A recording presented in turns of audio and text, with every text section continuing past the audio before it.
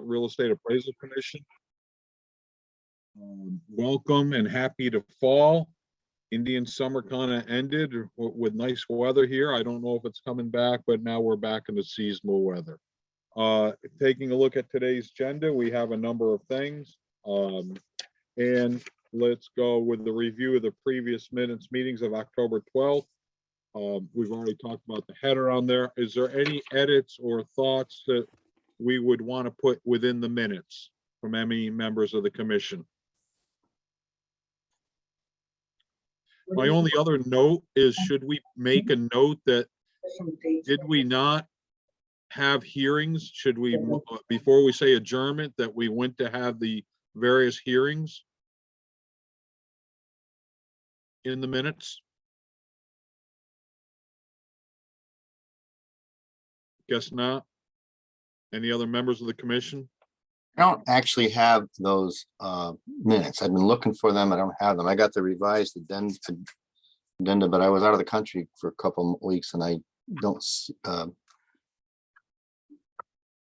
Can you maybe email me really quick?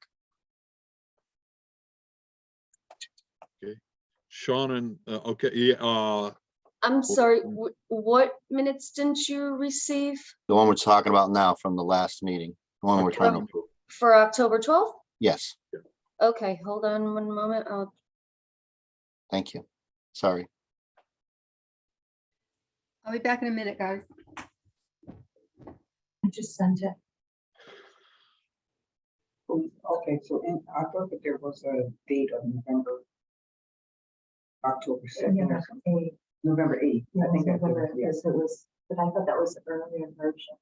Oh, okay, so maybe it's correct. Because I didn't see that. Okay. On this one, but Could have been earlier. John, I sent that to you. Do you have it? John's on mute. I got it. I got it. Thank you. Okay.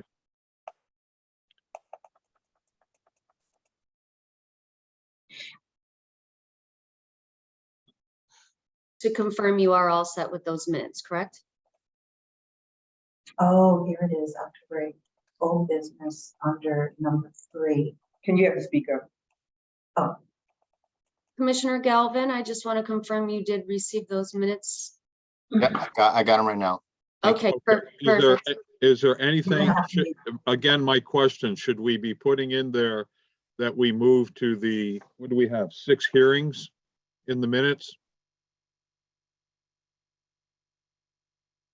Vicky, I'm asking you from a legal point of view, please. Yes, I do believe that they should be there. Okay, so can we please have amendment before adjournment? We may, or within the adjournment, we made the move to adjourn the formal meeting, but we were going to the formal hearings. I do believe we need to have those in there, especially when we're going to be audited by the feds here in, next year. Okay. there's I'll also. I'll make that revision. Okay. Can I have a motion to accept the revised minutes? We're not. Motion to accept the minutes. Okay, I have one from Linda. Can I get a second? Second. John? Any comments or additions, subtractions? I do. Under old business, number 3, Byron Francis. Yes. There's a typo in the date. It says November 8th. It should be November 9th. Is that for him being on here today? It said the board would table the review until November 8th. It should be 9th. It should be 9th. Today's the 9th. Okay, so, all right, because he's not planning on coming back until December. Doesn't matter. Yeah, we'll just take care of the minutes first. Okay. Okay. Well, if we can make that additional correction. Okay. Any other amendments? Therefore, I call a vote on the motion before us on the accepted of the revised minutes. Ayes, Aye. nays, Aye. abstentions. Okay, we've taken care of that here. Very good, thank you. Let's move into the DCP Investigation Division Complaint Report Update. Hi, Shayna. Good morning, everyone. I just sent the appraisal summary report to Shayna, which she can distribute to the members. It appears as though I say statistics, if you will, the statistics are as follows. From May of 2022 until now, there has been or appears to be an increase from 500 to 548 RCGs. And for RCRs, it appears to be 607 that increased to 620, and RSPs from 62 to 78. So we do have a total of 1,246 credential holders as of now, which is an increase of about 6%. So everybody should be happy about that. And this is as of today. The numbers relative to the complaints, we have 9 open complaints in terms of categories or the areas for the nature of the complaints.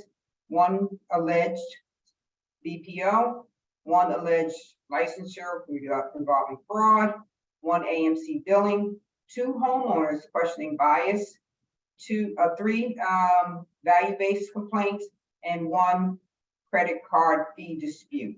So that's where we are as of today, November 9th, 2022. This does not include any of the CE audit information, as we are not completely finished that process, if you will. Okay, thank you. Are there any questions by members of the commission on Vicky's report?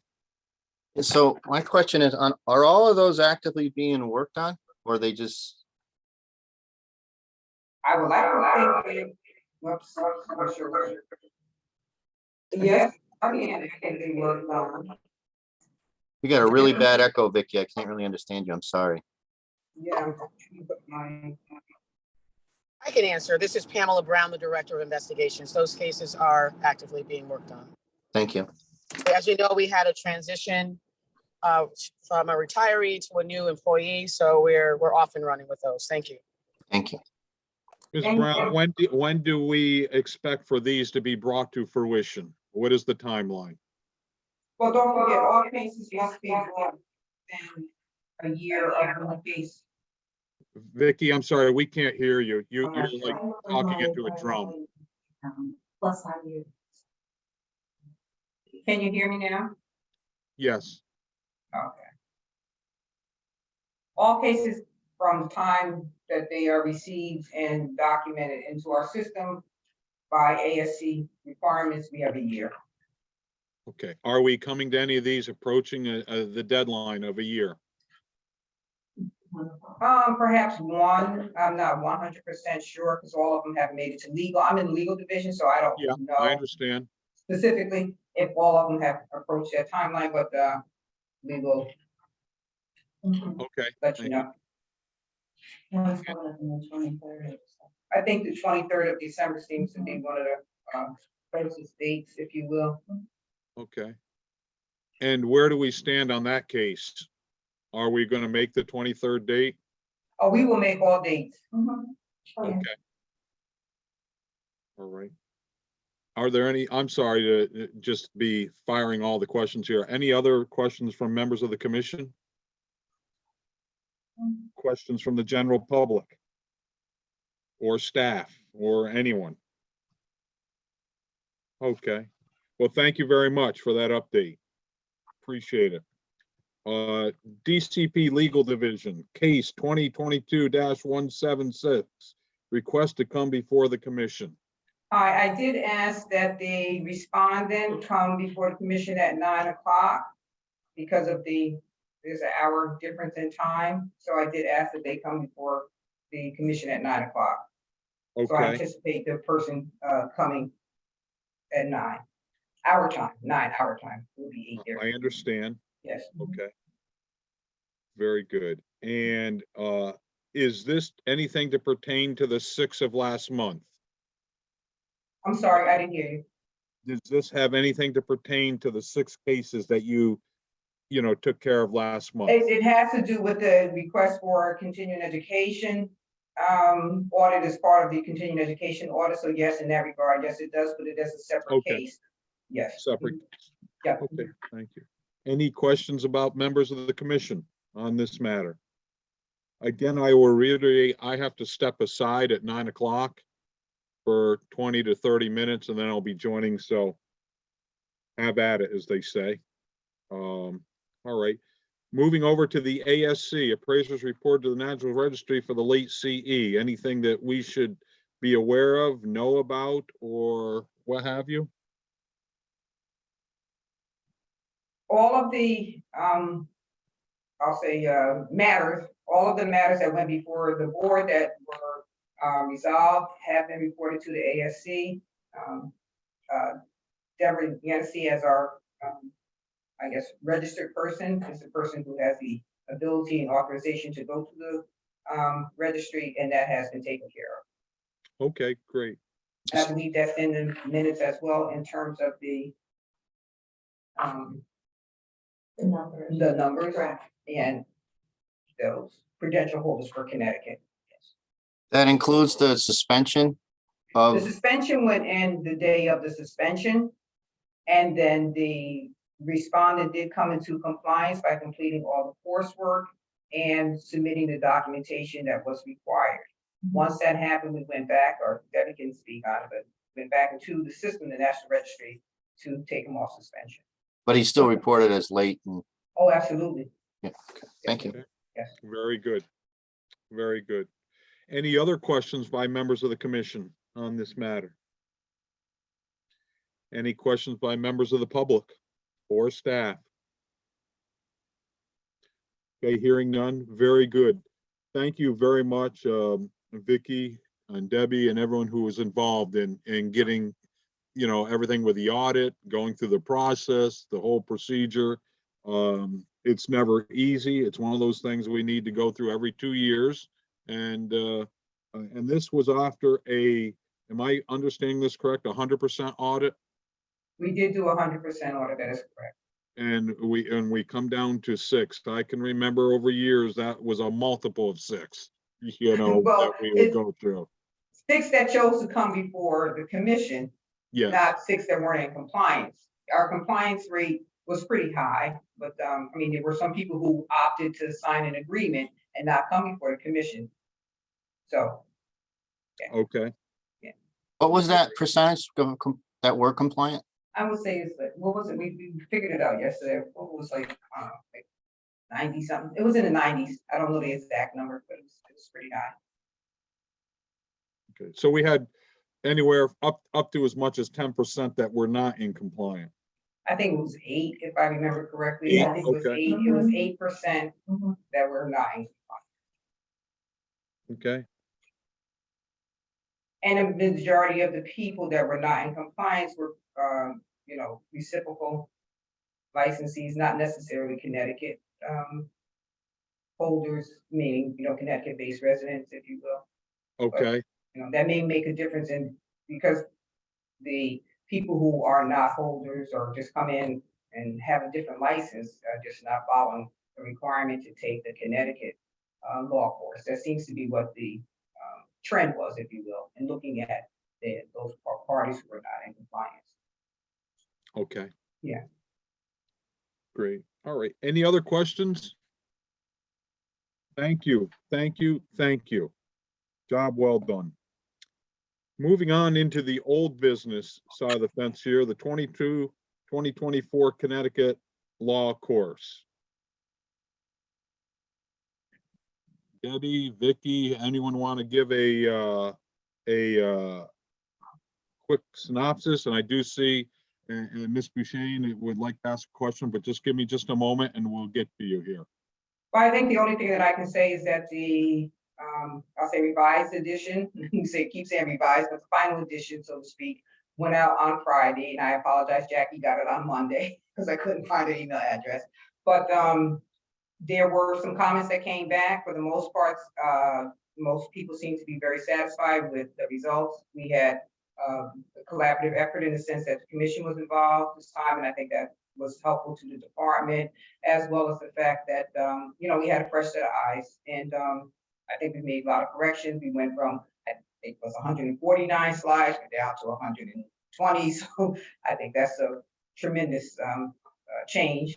And again, we did update with the fair lending, and we had gotten some of the topics that were provided by the commission members. And we hope to be able to incorporate the few comments that we did receive. And I guess one of the questions is, what do we want to call the course? Because that was one of the major questions. Should we call the same thing as called before? I'm not certain, that's not my call, but we can, if you want to vote on it, if you will, that's fine.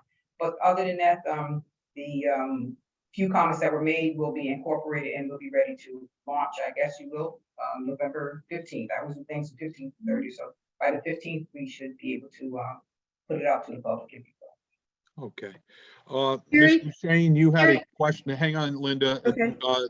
Ms. Shane had her hand up for a little bit here, and then I'll go right to you, Linda, okay? Yep, thanks. Ms. Shane, the floor is yours. You're on mute. She on mute. Sorry, the dog was barking. Commissioner Rasmussen, my question was about what Attorney Bullock had said about the name of it. I noticed that the with provisional supervisory was taken out, and I'm not sure if that was intentional or just an oversight. And does that coincide with what the regs and statutes are to make sure that folks, are able to get that provisional part in there with the class? Fair I question. think we will put it back in just to be consistent. I think for us to send it out to everybody, I think we just want to make sure that everybody knew that that was a new course. But in terms of that title, I will make that adjustment, and I think that's a valid point. I don't think we have a problem with that. Very So good. just to follow up with that, then just make sure that each section, like section 1, 2, 3, 4, 5, you would need to make sure you add it in all those chapters, I guess, of the class. And then in the required CE, that slide 2 is where the name changes. I'm sorry, say it again. When you did the report, you had like section 1, 2, 3, 4, 5, 6, 7. Make sure that the name transfers over to all those headings. And then on the slide where it has the number of CE hours required, you would need to just make sure you update it on that slide as well. So it's not confusing, so it's consistent. It's only 3 hours. No. Yes. What I'm saying is on the slide where you have that it's the name of the class, you need to add the not fair housing, gosh. Do you need to add the supervisory under the number of hours required on that slide where you have 7 hours use PAP and 3 hours of law? Make sure you change the title on the heading on that. Thank you. Okay. Sorry, yeah, on that thank- slide, so it's consistent. And then where it has like section 1, 2, 3, 4, 5, 6, 7, I would just make sure you update those slides. You might oversight and just do that, the front page of it. Okay, That was my comment. Sorry, Okay, Vicky. I got it. I have a Thank you. question now. Go ahead, Vicky, Linda. when you reduced it to the 3-hour class, I thought for some reason we were going to just have a separate course for provisional and appraisers and their mentors. We're not No, doing that? no. That Okay, has not been processed as of yet. There's no Okay. separate course Okay. written, so, that Okay, that's that may fine. be in the works and that may be in the future, but today as we speak, this is what we have. okay, that's fine. I did want to make another comment. I reviewed this, the module a couple of times now, and I got to tell you, I was blown away. It is so professional looking. It looks great. You did a great job on it. No, thank you. It's everybody. And I have to say, since Debbie came, she has some suggestions in terms of uniformity and things of that nature. So, we looked at it frontwards, backwards, sideways. Yeah. And again, the suggestions that were made by the public and as well as the commission members was very helpful. So No, thank you to everybody. It was I appreciate really it. good. I was impressed. Thank you. Very I just good. got 2 quick things on the resource page to consider. One, Yeah, go ahead. adding, how the foundation puts out those weekly now podcasts that are 2 to 5 minutes long. Those are very educational. I think we should put that down as a resource. The podcast, okay. Yeah, those podcasts. And the second suggestion, this Thank one you. probably maybe not be, but we list Debbie's email address. Maybe we ought to put something in parentheses that replaced Linda.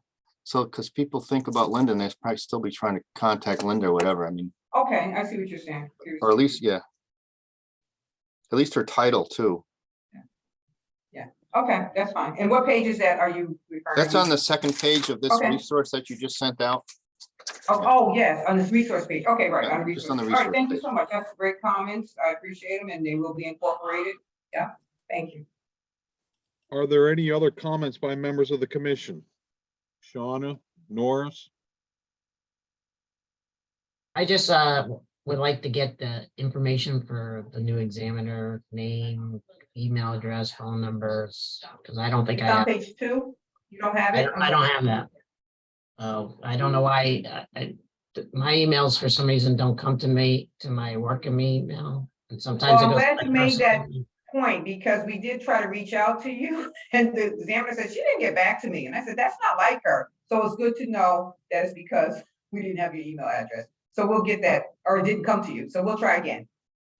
Yeah, I mean, my work email is the best one, unless Yeah. it's a large file, then you should send to my personal one, but. Okay.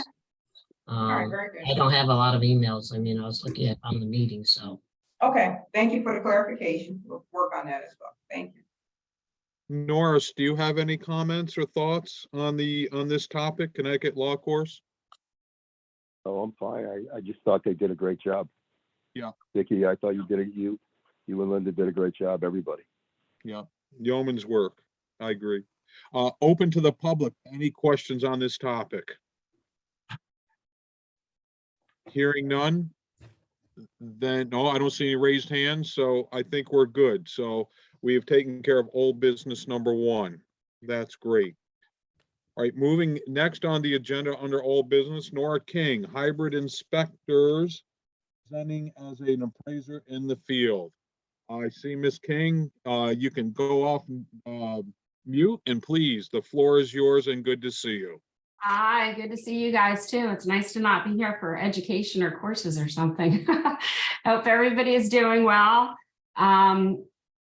Welcome to Debbie, and I'm going to miss Linda. She's always been a huge advocate for us appraisers and always guiding us and helping us along. So I'm looking forward to getting to know you, Debbie, as well.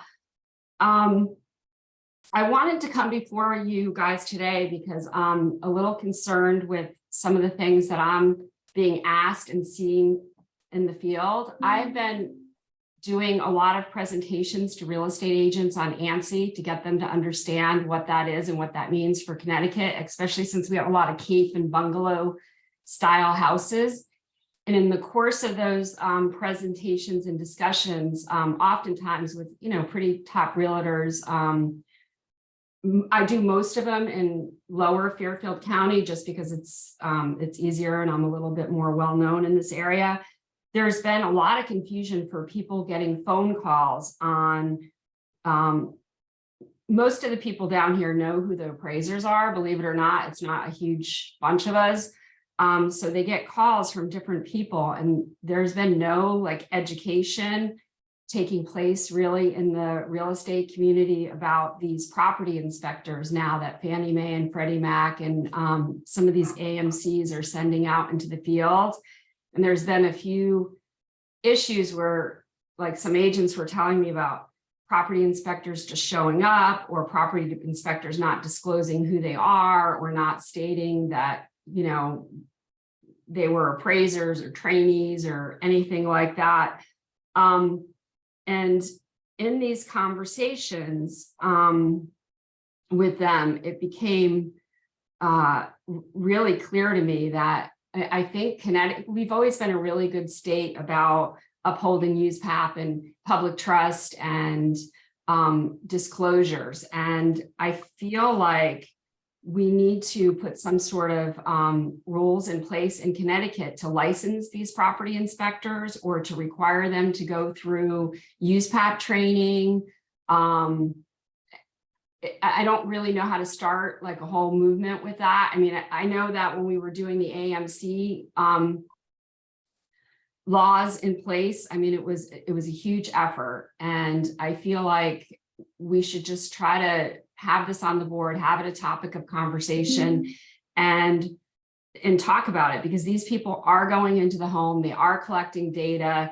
There is no stopping companies like Clear Capital and Accurate Group. They're powerhouses now in the AMC space. They control a lot of the bandwidth and time with companies like Fannie and Freddie. They work closely with the AMCs because they're more on a national level. And I think we're doing a disservice to homeowners, and we don't want a collapse of our real estate market. I feel like our state is finally getting better. Everything's in a pretty strong place with real estate and property values and people moving here. We benefited from COVID, and it would be a shame if we're all aware of this and we're not doing something in place of it. And on that note, I think some of the issues that I've been having with it is like when you try to contact a compliance manager at some of these AMCs, because the AMCs that are sending these property managers out, they don't, even though in our laws it's required that they have one, we have no way of knowing as appraisers who they are, even though in my interpretation of the law is that that should be a published number, or that person should be readily available to the appraisal community. So my worst example of this is with a company called Clear Capital. When you call or you ask the vendor management team, they won't provide you with the compliance manager's name, phone number, email. I found that it's been getting in harder and harder with the AMCs to kind of get that information. And sometimes you do it for a combination of reasons, right? A homeowner might do something, or, simple reasons where you just need to talk to somebody and get it on record.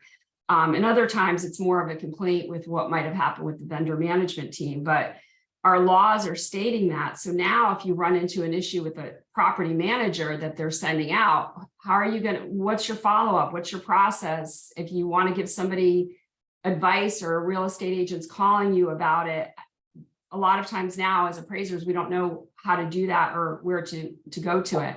And I had reached out to Linda several times with the compliance manager thing, and she didn't have a number on record with some of them as well. So I don't know as a commission if these are things that you guys could be talking about that might be able to help with some of this, because I see this as, I think it's going to be a problem. And, I know I recently, after became certified general. And so now I'm on a lot of these lists because of, I've been on them for a long time as a residential appraiser. And now, I've made the shift over to commercial, and a lot of these AMCs are now doing commercial real estate. And, they think they can do BPOs in the state of Connecticut still. And I try to educate them, you can't do BPOs, and they want to do BPOs on like things like commercial and residential and things like that.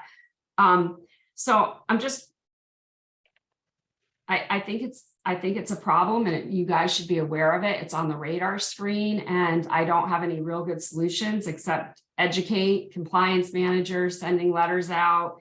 Maybe you guys put some sort of licensing for the state of Connecticut. I mean, maybe they have to register with you, get licensed, and take a USPAP class, or take some sort of class that validates their license to be a property inspector, to get the information for appraisers. I mean, that's what trainees were supposed to do, right? And then none of the lenders or AMCs would let trainees do it. So now, this is their way of, I don't know, doing it with property inspectors, I guess.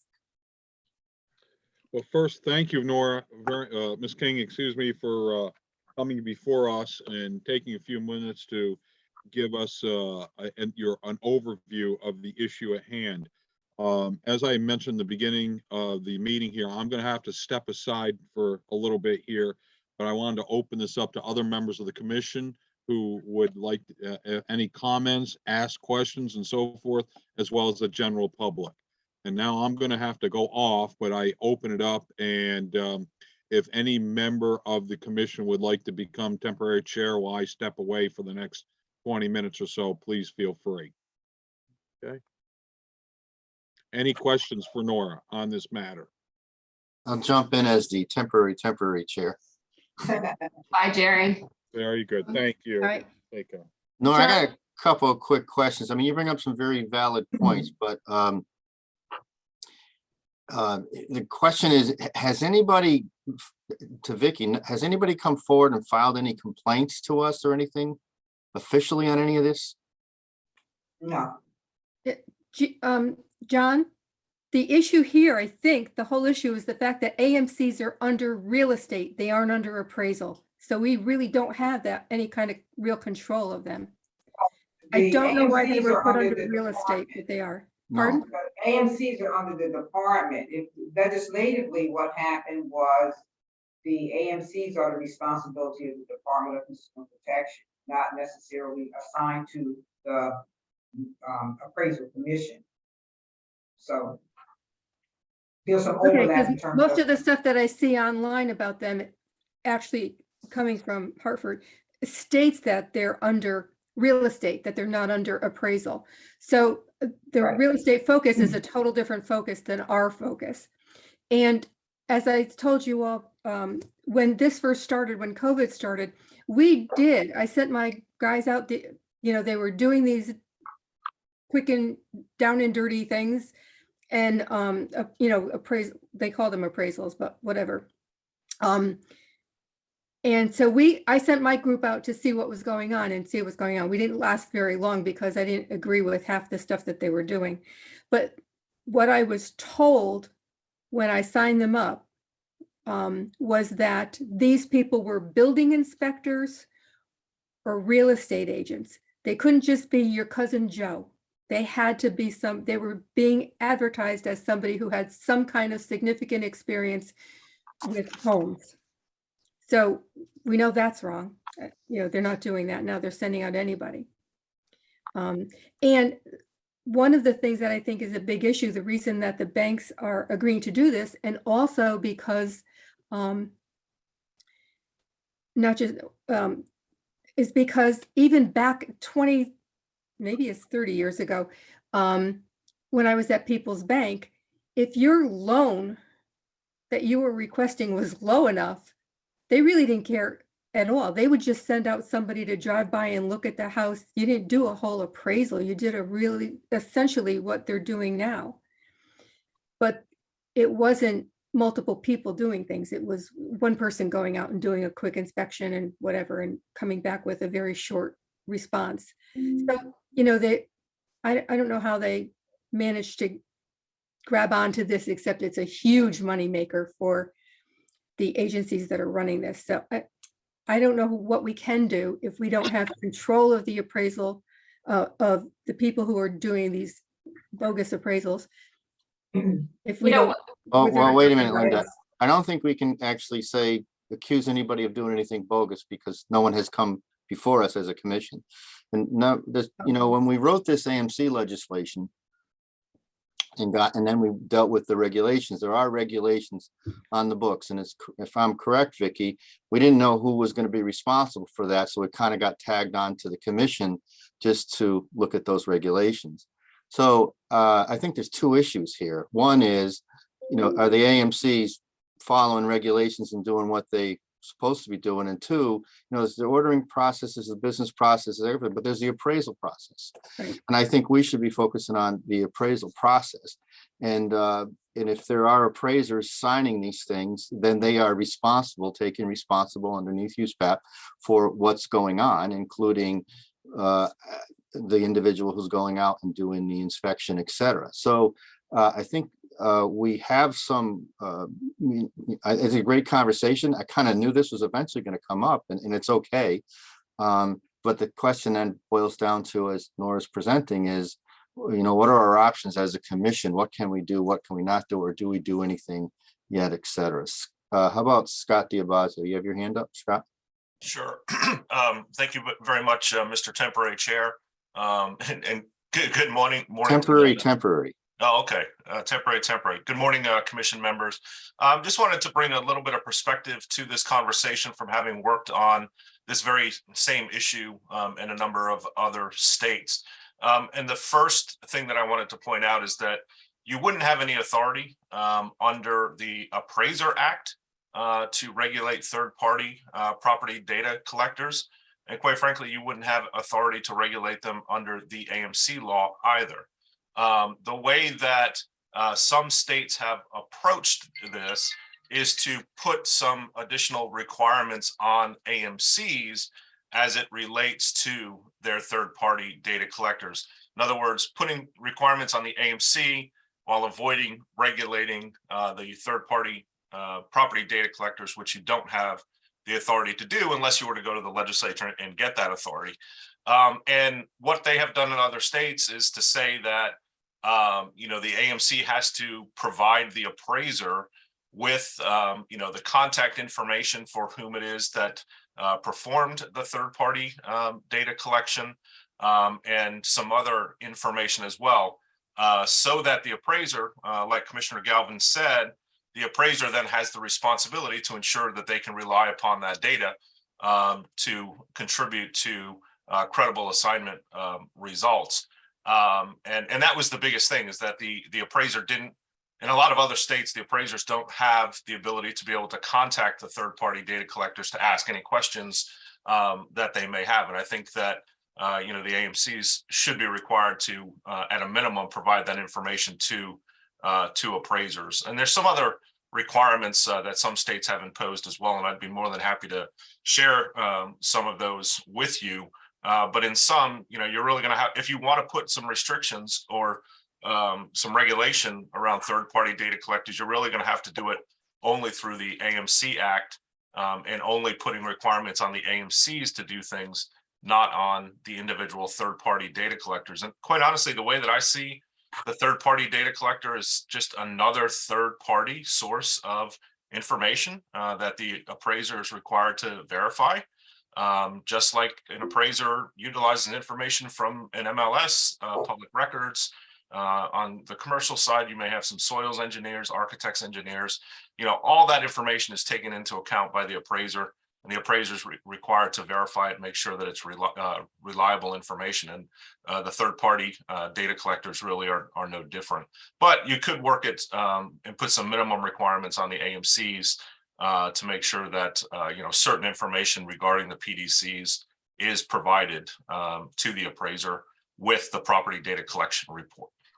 Scott, can I just ask a question about that? Because I'm confused, because if they're responsible for the data that's going to lead to evaluation, right? And in Connecticut, houses, they're not cheap here. How,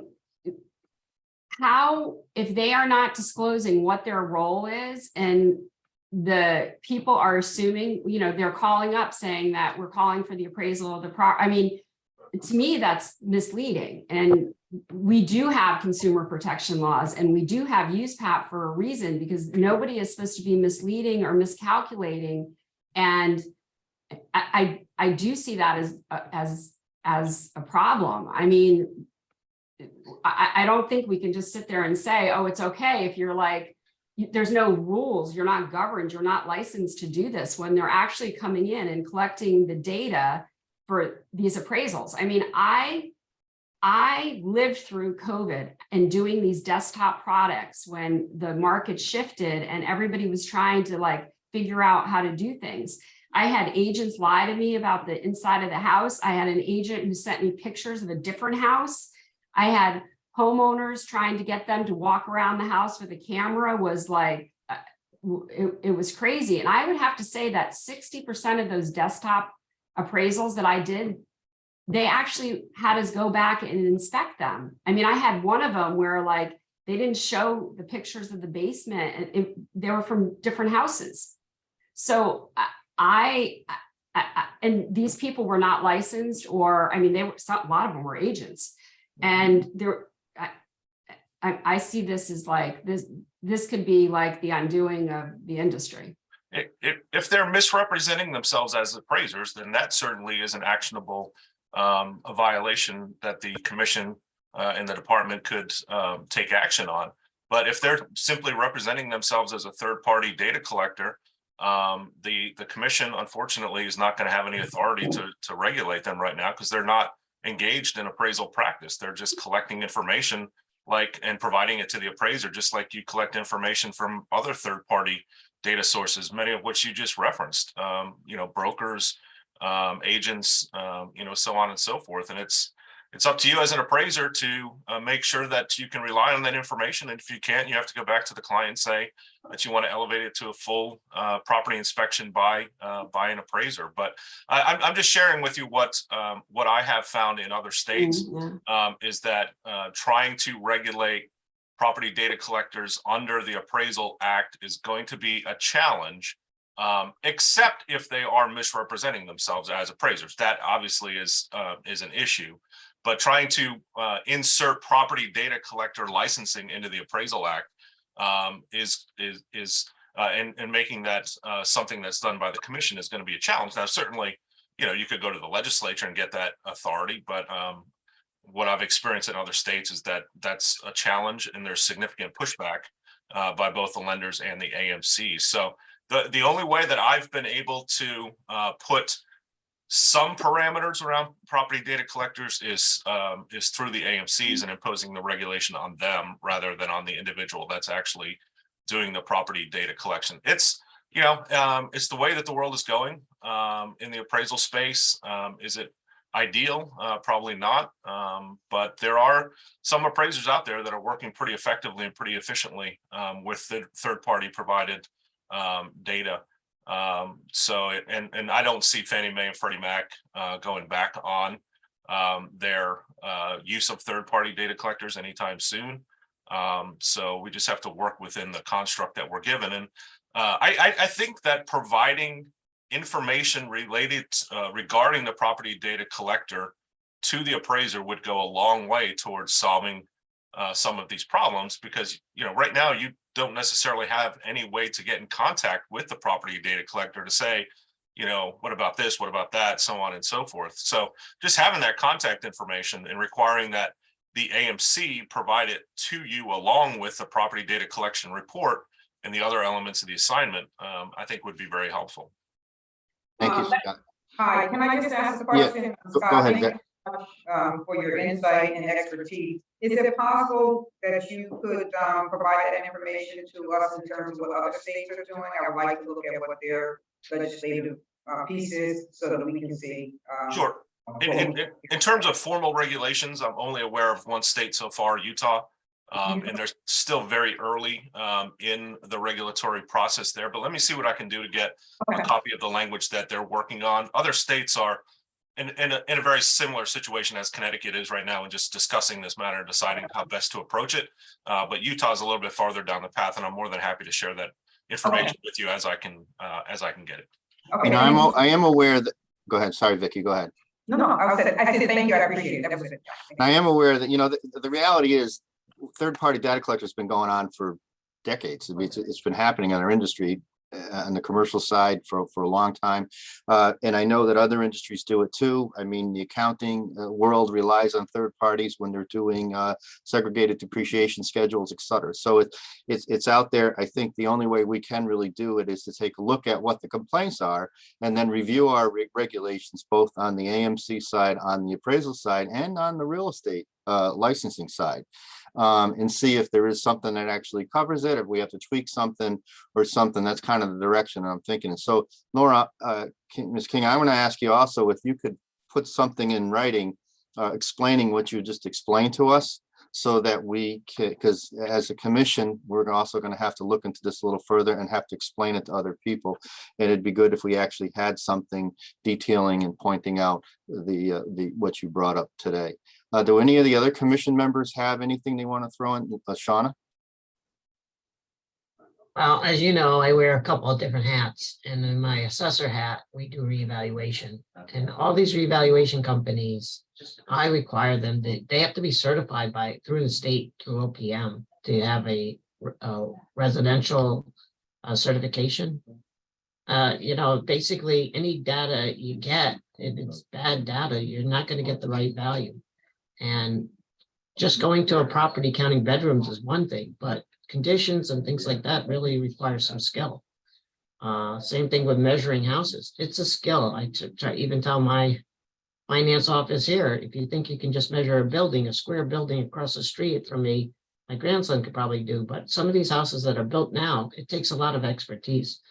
And I require all of my revaluation people to be certified. I just can't imagine that we would allow data collection from anyone that we don't even know who they are. It's just, I'm just shocked because there's no way you're gonna get the right back. Well, again, it boils down to the appraiser hiring someone that they actually trust. And it's having, Yeah. you know, there are organizations out there that do actually train these people, so they are providing the proper information to me. And, you know, it's what's going on. It's part of our it's part of the business, and I don't think it's going to change. So I think it's something we need to take a look at. Yeah. Linda? I guess I'm just, because of the way they do, it, I mean, the people who are establishing the value are certified appraisers. But you really don't know the person who's going out and looking and, you know, what's their responsibility for that. I think that that's the one area that we have to have some kind of guidelines for those people. But the reality is, this is primarily a Freddie and Fannie process, and they don't care. They're just trying to get a quick idea of what the property is worth. And if it's not a, you know, if you're not getting a 90% loan to value type of thing, it doesn't really matter to them. These are the things that have been done for 100 years in banking.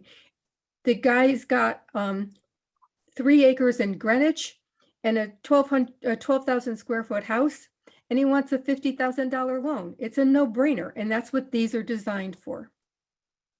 I don't know, the loan limits are pretty high on them now. Are they? Well, Yeah. they're probably creeping up, definitely. I mean, I only, when COVID started, we started looking at them, and then I got sick to my stomach and said, we're not going to look at these anymore. Yeah. But Now, actually, in the Nora, letter that you want me to write, do you want me to split out the compliance as something separate with the compliance, the AMC is not providing compliance? Like, it's really hard now to get, I mean, Clear Capital is a perfect. Yeah, if you example. want to break it out, whatever, and how detailed you want it, obviously the more detailed, the better. And then we'll just go from there. And if you have specific incidences that actually happened, that'd be great too. Okay. Norris, you have anything? Temporary chairman. I thought this was all great. Nora, Scott, everybody, John, especially you, from the beginning. Chairman, I just want to see the legislation from other states to see if we can do anything. And I think another thing is maybe we ought to sit down with the real estate commission and see if we can work together. I mean, if this is rampant, like Nora's saying it is, we just can't let this keep on going on. I mean, I don't, you know, the third party stuff, everybody's giving me a better understanding of it, and especially you, Shauna. And like I said, it's just something that I think you're gonna have to look at it as a group and see what we can do. And like I said, I want to see the legislation, especially from Utah and all these other states, if they're doing something. And Scott, thank you for sending it to us. And let's see if we can do something about, because like you said, we don't have any complaints on any of this stuff. So if you don't have any complaints, what can we do? You know, you can say all you want. You can say, okay, they're doing this, and this. Well, guess what? We don't have anything. So what can we do? Yeah. So let's get something. Let's see the proposed legislation in Utah. Let's see whatever else. So let's contact the foundation. You know, the foundation in DC. Let's see if we can do something on this. Thank you, Norris. Anybody else? Yeah. All right, Nora and Scott, if you could send that to Debbie, that would be great. And then Debbie will distribute it to us. So thank you. Anything else on old business? No. So since Jerry's going to be back in a few minutes, instead of moving on to new business, because he's going to want to be involved, why don't we go to the course approval? Oh, okay. we have anything there to review, any red flags or anything? Howard, I'm just asking a question because before, when we weren't Zooming a meeting, normally I would be handed a bunch of background on the different courses and look through it before we approve them. But is somebody doing that now at the state, or if you want to keep sending it to me, I'll do it. I don't care. Yeah, we used to review all these. I mean, the ones that have AQB. Right, well, we approval is made that fine, rule but a while ago. all these other ones, somebody has to review these. I mean, I can't see us approving without Right. somebody reviewing it. All right, so why don't we have, does anybody want to make a motion that we first just approve the AQB ones? Does anybody have an issue with any of the QB ones? No, I think we handled that one before. So yes, I'll make a motion that all the AQB approved courses do not need reapproval by the commission. And I'll second that. Second that. Any discussion? All in favor? Aye. Aye. Anybody opposed? Aye. Okay, so now let's go on to the three. I have three, correct, that are non-AQB. I thought there were more than that on the list. Maybe Well, not. am I reading I my only list see wrong? 3. There's only 3 on this There's list. only 3? Now, I have 2 that are from the American Society of Farm Managers, and they're usually pretty good. Mhm. And then the Calypso, obviously, for the other one. Do we have outlines of those courses, Deb, that we could? I'll check. I'll check, and if they're in there, I will send them to you. Okay, right. you'll send them to me, to Linda. I'll send them to you and whoever else wants them, John. I think it should, I'll take it. yeah. You can send it to all of us, actually, just keep it simple. But we can, Vicky, I think we can actually, can we approve these courses pending? I'd rather make a motion to table. All right, that's a motion on the table. There's a motion on, is that official motion, Shauna? Yes, I'm making a motion and we table these 3. Do we have a second on that? So are you tabling all 3? We couldn't hear. That's why I just want to make sure.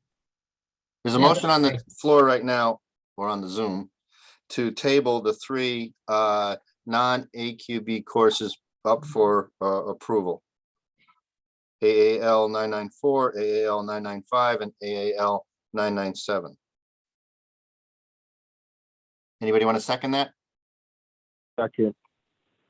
All in favor? Aye. Anybody anybody opposed? Linda, you opposed? Nope. Okay, and that passes. We'll table those until review them. Just quick, what happened to AAL 996? Did that vanish? Was there a 996? I didn't see one, but It's on the AQB one. Thank you. All right. I guess we got to go on to new business, correct? Mm-hmm. So under new business, wherever that is, here we go. Review of checklist wording. Anybody want to jump in on this? Oh, I'm sorry. Did Jackie have a question? Jackie? Jackie, do you have a question? I just wanted to add something for new business, but when you're done, John, sorry. I didn't realize I don't have the agenda in front of me. So go ahead. Sorry. Well, I'll let's wait do that until you're now done. before we start new Go ahead. business. Do you want to suggest something for new business? As a public member, a public person? Jackie? Yep, I'm sorry, I was trying to turn my camera back on. The chapter held a membership meeting a few weeks ago, and we had a town hall open forum, and there was quite a bit of discussion on Perea. And the chapter would like to know if we can come before you at your December meeting to make a brief presentation and try to answer questions. And Scott, I know that you're on still. Yeah, Jackie, I'll get with you separately on that. Generally, those have been being handled nationally, so I'll get with you. Well, separately. Pete Vimini had reached out to Sandy Adamatis Yeah. already. Yeah, And so, I'll reach out to you directly. okay, so is that something that you would like me to wait on asking for the request to be put on the agenda for December? I'm fine with the request, but it's probably better coming from national than from the chapter, since PURI is a national initiative. Yeah, Okay. personally, I think we've discussed that and we are following that. It's not something we're just ignoring, for sure. And it's kind of evolving. And I think in general, if you remember our previous meeting, we're all kind of in support of it. We're just curious to see how it's going to unfold, to determine how and what we can actually do as a commission, and how as a commission to deal with that. So we're kind of we're going to wait a little bit on that. So if you want to maybe talk about that with Scott and then come back to us in December to maybe present something at the beginning of the year, that'd be fine. Okay, I will pass that along to the That's my chapter. opinion. Anybody else got anything on that? All right. I see that our official chair, temporary chair is here. So the temporary chair is going to bow out. Jerry, we just started new business and we haven't even gotten to number 1 review of checklist wording. Okay, thank you. And again, my apologies, having to check out, but it was, trust me, it was kind of, so we've taken care of, we take care of Ms. King and we're at the review of the checklist wording. Oh, and you had the 9 o'clock hearing, or? The 9 o'clock person is here, but we have not had the hearing, not hearing, but we have not had the request yet, as of yet. And we have not done the review of checklist wording either. Okay, I guess my first question is, John, is that the checklist that I sent you? Is that the checklist to which you were referring? Yeah, that's the checklist of what I was referring to. Yes, that's fine. Okay, Yeah, I'm fine. That's fine. So I guess we're done with that. okay. He just had a question as to what the checklist consisted of, meaning, what we sent out, and I had sent that to him. I don't know, do you have it readily available, John, or no? So I can pull it up or- Yeah, I got it right here. Okay, so you have it in that format. Okay, all right, that's fine. so is it, I guess John's question was what was comprised on the checklist that went out to the credential holders for this session. And I sent him the checklist. He said it was fine. I'm not sure that satisfied his individual question or what, but It satisfied my individual question. okay. So that's it. very good. So do I understand we're at number 2 now under new business? Yes, I believe. Correct. Very good. Okay, thank you. Um, And Debbie, could you give me an overview, or excuse me, course substitution, college transcript for the 2 gentlemen listed? And if they are on, if they happen to be, if they could join us as well with their video. Before we do that, I'm sorry, I was trying to unmute myself about number 2 with Angel Ireland. I don't believe that we covered that, but she asked that this be tabled until next month.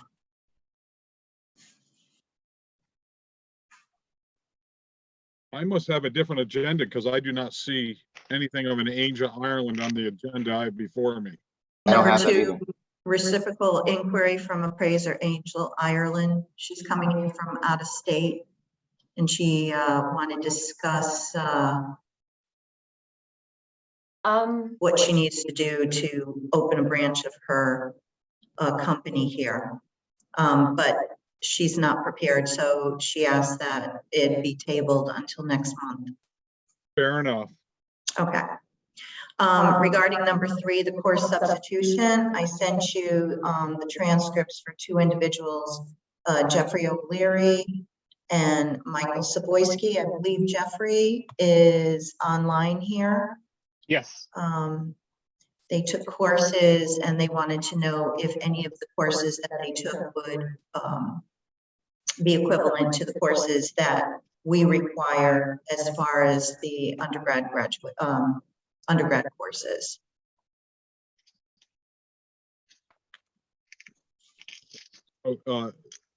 Mr. O'Leary and Mr. Savosky, you were out there. Could you please unmute yourself and go on camera? Hey, let me see if I can. Hi, everyone. Hello. Hi, Mike.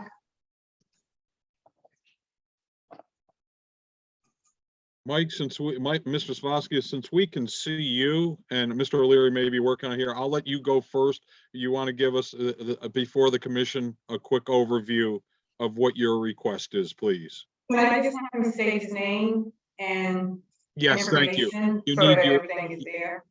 you need to give your name, your address of employment, and your sponsor. And if your sponsor is with you, please could he be identified as well and go off mute and on camera. Thank you. Of course. Okay. First of all, thank you for having me, everybody. My name is Michael Savoyski. My Spell your address, last name, please. Spell your S, last name. sorry, SAVOYSKI. My address of employment is 107 Elm Street in Stamford, Connecticut, the 8th floor. And my supervisor, who's online right now, is Brian Royce. Okay. Good morning. First of all, thank you to the commission. Really appreciate your time on consideration of this matter. I'm having a little trouble with the video now, but it's certainly paying attention here and appreciate your feedback. Mr. Savoyski, could you now give us an overview, please? Yes, definitely. Thank you. So my issue for this is it coincides with the issue of the registration lapse. So essentially, me and another student took 2 classes at UConn, and they qualified as the principles and the procedures course. We went there once a week. They logged our hours, and then at the end of the semester, we took the AI test. And so when I gave my provisional application, when I sent it into the state, I was missing 2 certification documents from AI. And essentially what I was told is that this certification couldn't generate because there was a 3-day lapse in course approval. So essentially I have all of the documentation needed to go forward. I just need to get I'm requesting today your retroactive approval for the course that I took. Okay. Let me stop for just a second. Mr. O'Leary, we can see you also because you're under this item as well. For the record, can we get your name, spelling of your last name, and your place of employment? Sure. Jeffrey O'Leary. My last name is spelled O''Leary. And I am self-employed, working as an assistant with Flex Appraisals. Okay. Is your sponsor here today as well? No. Okay. Are you dealing with the same issue that Mr. Savosky just brought to our attention? I don't think so. I almost completed college, so I'm pretty sure I have all the course requirements for the certified residential. There were a couple that I was kind of ambiguous about, and I'd like to take a couple of classes if I need to get those 2 or whatever's doesn't count for the residential. I want to make sure I can take it at Housatonic before my the year and I have my 1,500 hours of experience in. All right, we're going to put you on hold for just a second. Okay. Mr. Savosky went first, okay, and then we'll come to you. Okay, we have 2 different items. So, Mr. Savosky, you've given your presentation here. Debbie, is there anything that you need to add or subtract to what was just presented by Mr. Savosky to us on the commission? No, I believe I did send ahead the request from someone from the Appraisal Institute. I'm looking for the email right now, who had explained that there was a lapse, a 3-day lapse. I think it was back in October 2021. I'm just looking for the email that I sent. Okay. I got that letter. It's Mr. Savosky. Yeah, okay, thank you. Mr. Savosky, who are your instructors? Frederick Richard and Sean Haggerty. Oh, forget it. Okay, I thought because we knew that they were starting this course, this is a couple years ago and so forth, and trying to partner up. So I open it up to any members of the commission who have any questions. I have no questions. I make ready for a motion when you're ready. If there are no questions by the commission, are there any questions to be brought up by the general public or staff? Hearing none, I'm open for a motion. I make a motion that we accept his request for the continuing education for this particular course. And whatever other I'll words. are second needed. it. Okay, and I have Norris on a second. Discussion among commission members. I just have just a point to bring up that in the past, we've always said that these should be done before the classes are taken. So just so we know that was how we've done these in the past. So you're supposed to ask before, not after. Well, we've also had people who take seminars and things like that, who in outside courses, who always bring them in before the end of the cycle. I know. Every year, every 2 years, we have a handful of people, homegrown courses or they take, or something they take through another group or something like that. Shauna, you bring up a very valid point. Is my understanding on this situation that there was no issue with the students? It sounds like this may have been a clerical error with someone with the Appraisal Institute or UConn or something. Am I all wrong on this? Debbie, do you know? Can you give us a little clarity on that? No, you're absolutely right. I know that Michael, I believe, reached out to the instructor and I received an email from, and I apologize, I don't recall the name, from the Appraisal Institute, explaining that there was a 3-day lapse due to the COVID situation back in, I believe it was October, I know it was 2021, and they were asking for to allow that the students be able to use, that course. Since they did complete the course, the person said that the students completed the course with flying colors. There was no problem at all, other than their course approval, not the students, the course approval had lapsed for 3 days during that time. Okay, so it was approved, it lapsed, it's been reapproved. Yes. And we got a letter, Jerry, from the Appraisal Institute explaining that. They had stated November 4th from Elizabeth Connor, who is the Education Delivery and State Certification representatives for the Appraisal Institute. I just wanted to make sure it's clear in my mind. Sean, I didn't mean to interrupt you here. I was just following up of what your position or, statement was put forth. I just wanted to make sure, that's come up in the past, and I just wanted to put that out there. Fair enough. Any, Linda Sepso and Norris, any other questions on this matter? No, it's fine. Okay, we have a motion, we have a second, we've discussed it. Call the motion to vote. Ayes for approval, Aye. Aye. nays, abstentions.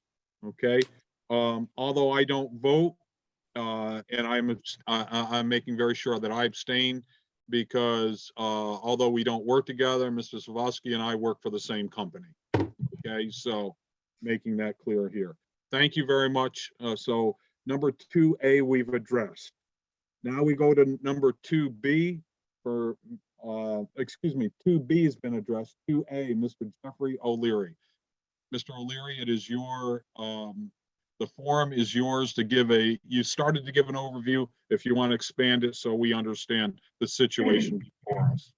Sure. I was enrolled in UConn back in the 90s and got close to completing my bachelor's degree, but I did not. I left school and I have around 88 or 90 credits. I just spoke with someone at UConn Stanford not that long ago just to go over what I need to do to complete a Bachelor of General Studies degree, because eventually I'd like to have a certified general appraiser, which I know I need a bachelor's degree for that. But in the short term, I was looking at the list of college classes that can be used in option 3 for the college level for certified residential. And I was comparing with my transcript, and I'm pretty sure the courses that I've completed, because I was an econ major, satisfy all the requirements. There were two classes that I'm personally ambiguous about, not sure if I have some accounts for. Finance and computer science were the two classes on the list here. But I just wanted to get approval. That's why I emailed Debbie to see just what I need to do between now and whenever I finish the 1,500 hours of experience. I'm taking classes with McKissick for the residential license, and what was I trying to say? Just to see what to do, because I have a lot of flexibility from the Bachelor of General Studies degree. So and I have enough credits at UConn to get a bachelor's there. I can actually take almost all of them at Housatonic or whatever community college is cheaper and closer. It was actually what the advisor suggested. So I just wanted to get an idea so I can start. If the two classes don't meet your the criteria, then I do need to take a finance class and a computer science class. I'd like to take them sooner rather than later. And I think I can make the winter session. There's still spaces and availability in classes to take those. Okay. Thank you. Questions by members of the commission? Question, go. Oh, John, you're going to say something? Yeah, because I'm well, I don't think in the 8 years I've been on, I don't think we've ever had, I don't recall anybody ever coming forward with anything like this. Have we done anything like this before that? Years ago, we did, Linda, you'll remember this, that we used to have to go through a matrix. And therefore, Yes. yeah, we would take and look at the classes, the college classes, and then we would go through the matrix if there was anything that could be matched up. It's been years since we've done this. I'll bet it was when we made the transformation over 10, 12 years ago or whatever it was. Linda, you may remember that, you Yep, know. I do. I don't know Norris or Shauna, if you were here at that time when we were doing those, but what we can do. Gary, Yes. I remember completely. Can Debbie or somebody go over with him with the matrix and just make sure everything's okay, and then just tell him what he has to do? Yes, It that seems is like a how we pretty handle simple it, Norris. That's exactly Yeah. how we addressed it in the past. And for consistency's sake, I can hear Vicky's, she's on my shoulder whispering in the ear, make sure we keep consistent. And that's what we have done in the past. So Mr. O'Leary, I would suggest that you reach out to Debbie here, you know, and Debbie, I know you're going into the deep end of the pool. And if you have questions, feel free to reach out. We're all in this together to help you through it and see what we can. Mr. O'Leary, I want to make sure one thing real clear.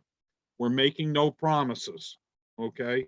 We're going to do what we'll take a look, because as the years have gone on, our friends in the Fed have made it more and more stricter, okay? But we will give a yeoman's effort here to see if we can be matching up.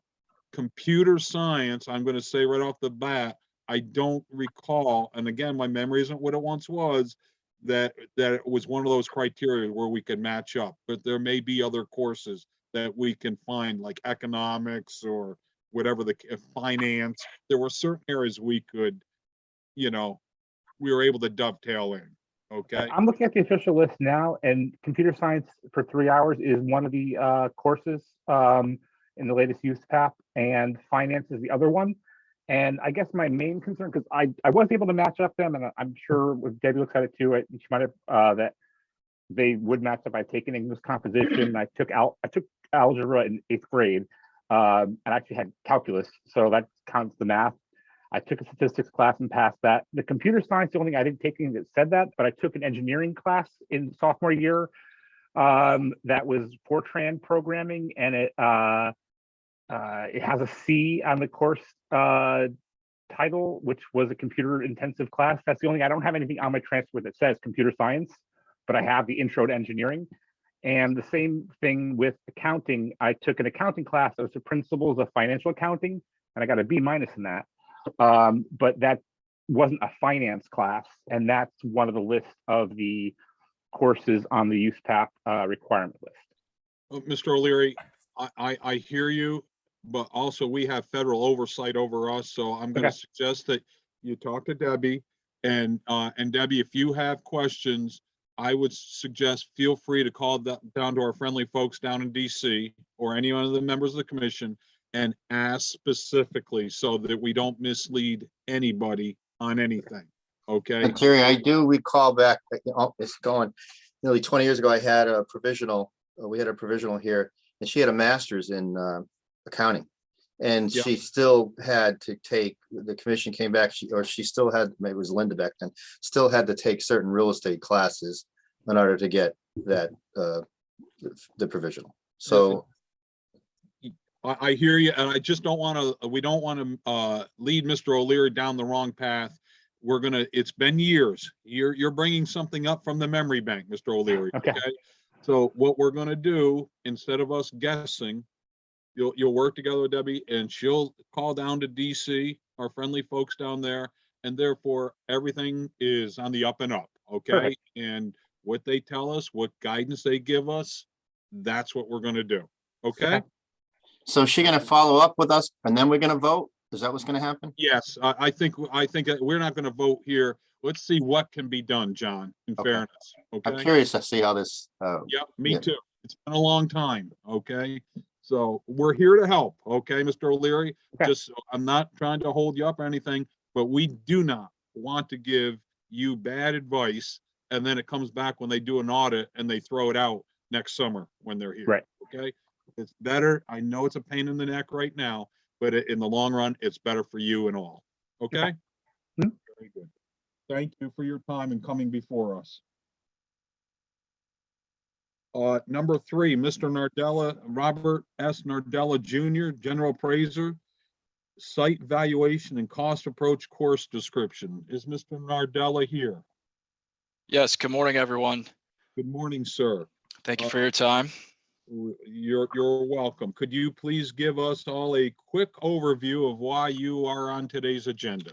Sure. I took General Appraiser Site Valuation and Cost Approach through the Appraisal Institute through the Massachusetts, Rhode Island chapter this past October from the 19th through the 22nd.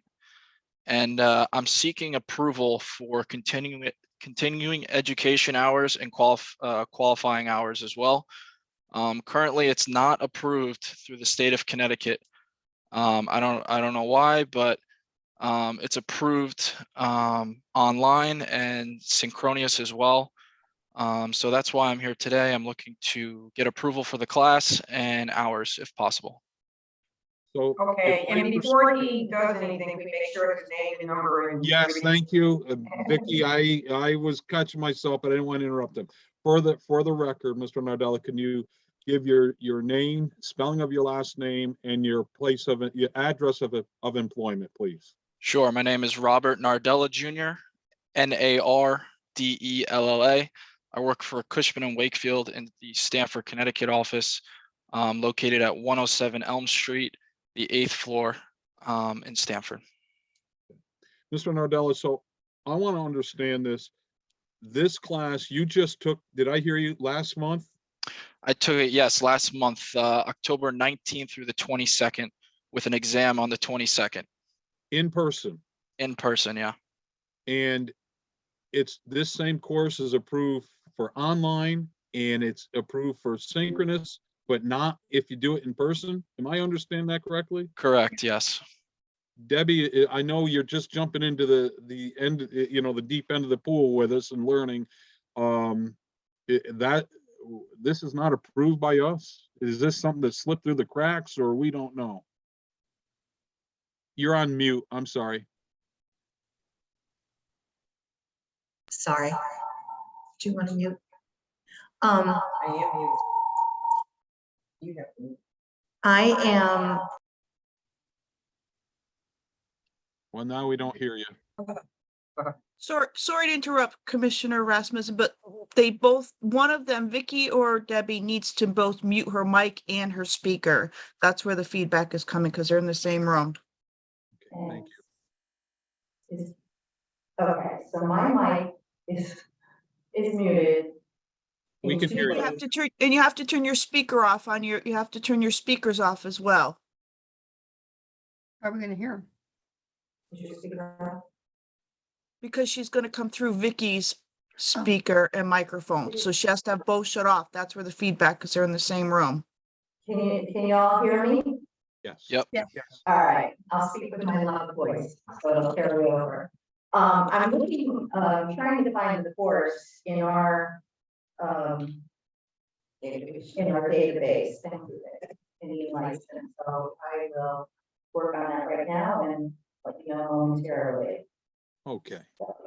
In the meantime, Jerry, did we get anything showing, Robert, that you actually passed this? Because all I got is an overview with the course description, and I was actually having flashbacks of 30 years ago when I took this, but No, I don't- I haven't sent anything along, but I could do that.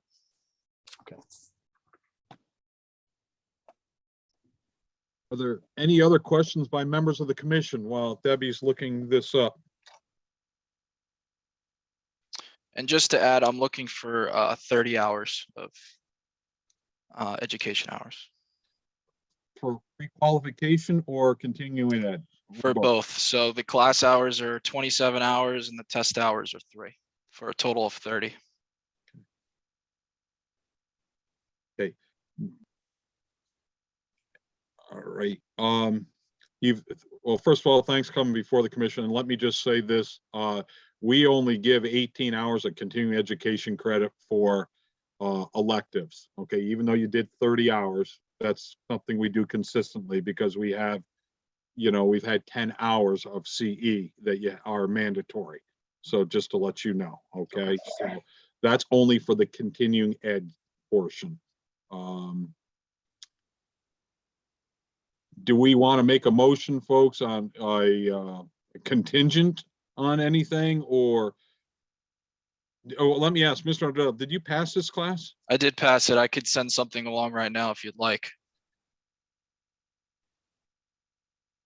Yeah, could you email that to Debbie? And then I Sure. think Jackie has her hand up too.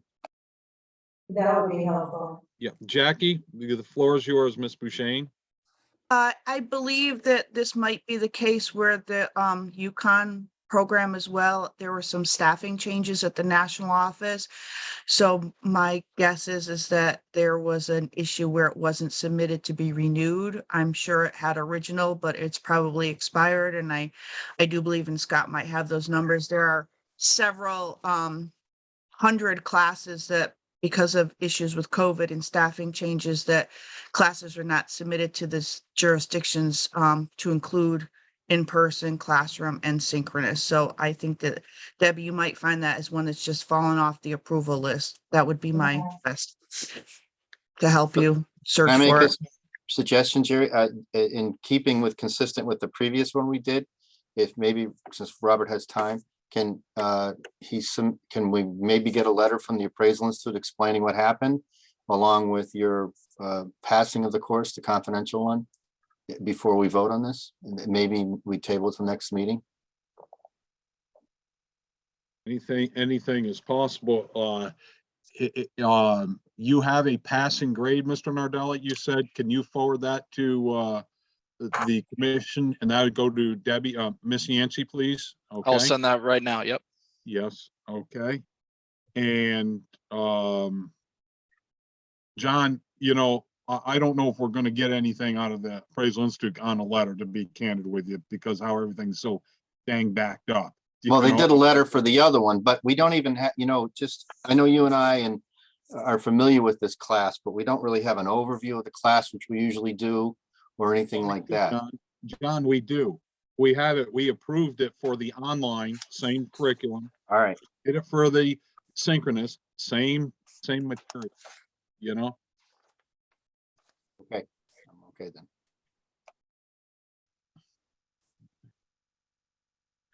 So John, you wanted to make a motion? You're getting verification. I've sent that along to the passing grade along to Debbie. Okay.